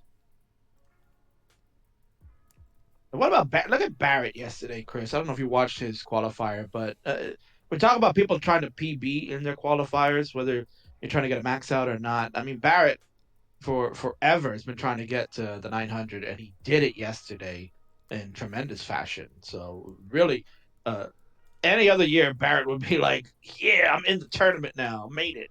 But this year, he could be looking at a silver bracket, perhaps, right? At best. At best, yeah. Yeah, there are still 5 days of qualification ahead of us.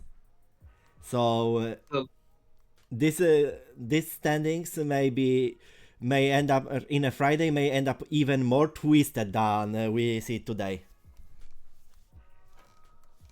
And Chessbox asking, Dog is Sunday? No, Dog is scheduled for Thursday night. Yeah, there are also this time, for example, the Japanese community is entering with 4 people. Yes. Green Tea is back. SQR and Korean are here as well, but there is also a new player called Tsukiski. Yes. Who is already on the max out list. And well, they have also a referee on their territory. Shout out to Tyrannosaurus Rat from Tetris World Order. That's right, the TWO, good old T-Rad. T-Rad is going to be the judge for my qualifier, so I'm very excited. Very nice.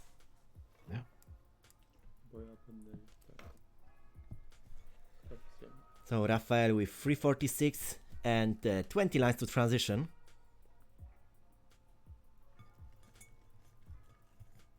All right, and this is it. Time's up for him. So, Chris, this is his last shot. Yeah, Come now- on, Rafael. Now or never. Vamos, Rafael. This is it, buddy. Vamos, vamos.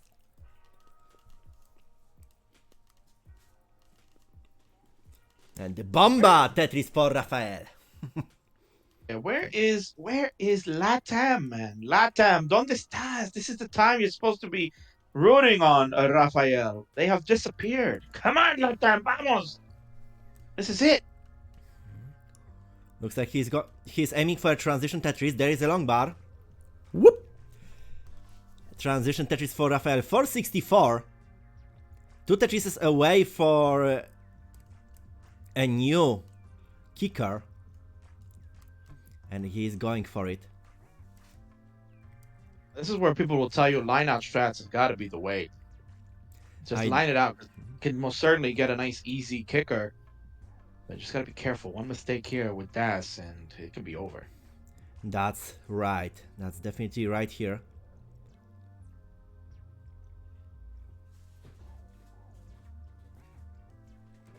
But as long as he aims to stay low, this will he may have even tens, if not a whole 100 lines to go. Yeah, think about it. Like, think about it this way, Chris. If he goes to line it out just by the singles only, he can perhaps get another 100,000 points. Of course. And tremendously add to the kicker that he's got. He's only about 15,000 now, 14,000 points or so away. Mhm. I'm on a delay here, so I'm not really seeing. But just take it nice and easy, Rafael. Yeah, taking the safe way, and looks like this will be way to go in this attempt. Why not?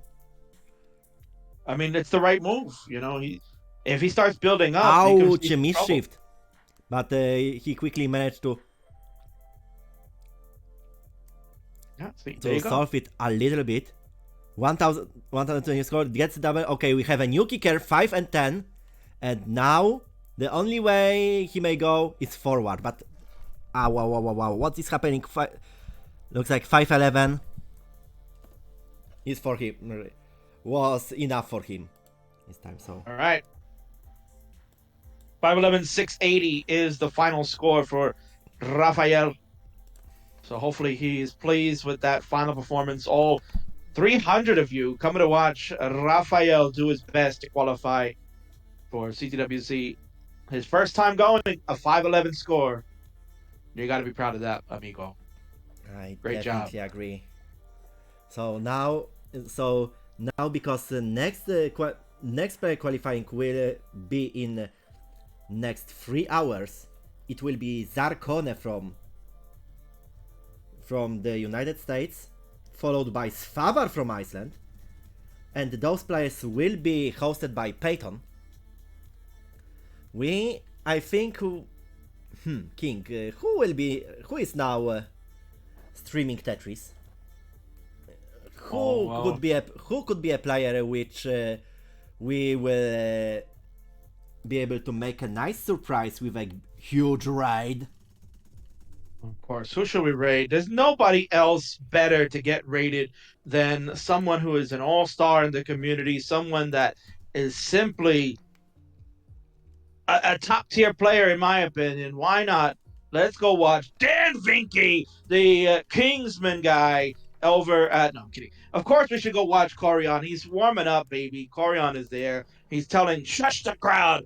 He is warming up as he prepares for his qualifying this week. The world wants to see Corion. Corion.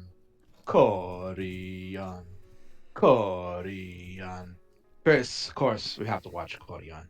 So, as the man in himself said in case of his advices to Tetris 99, do it! This was Chris Forrest along with Jorge Kingsman Lanas. And CTWC is still going strong.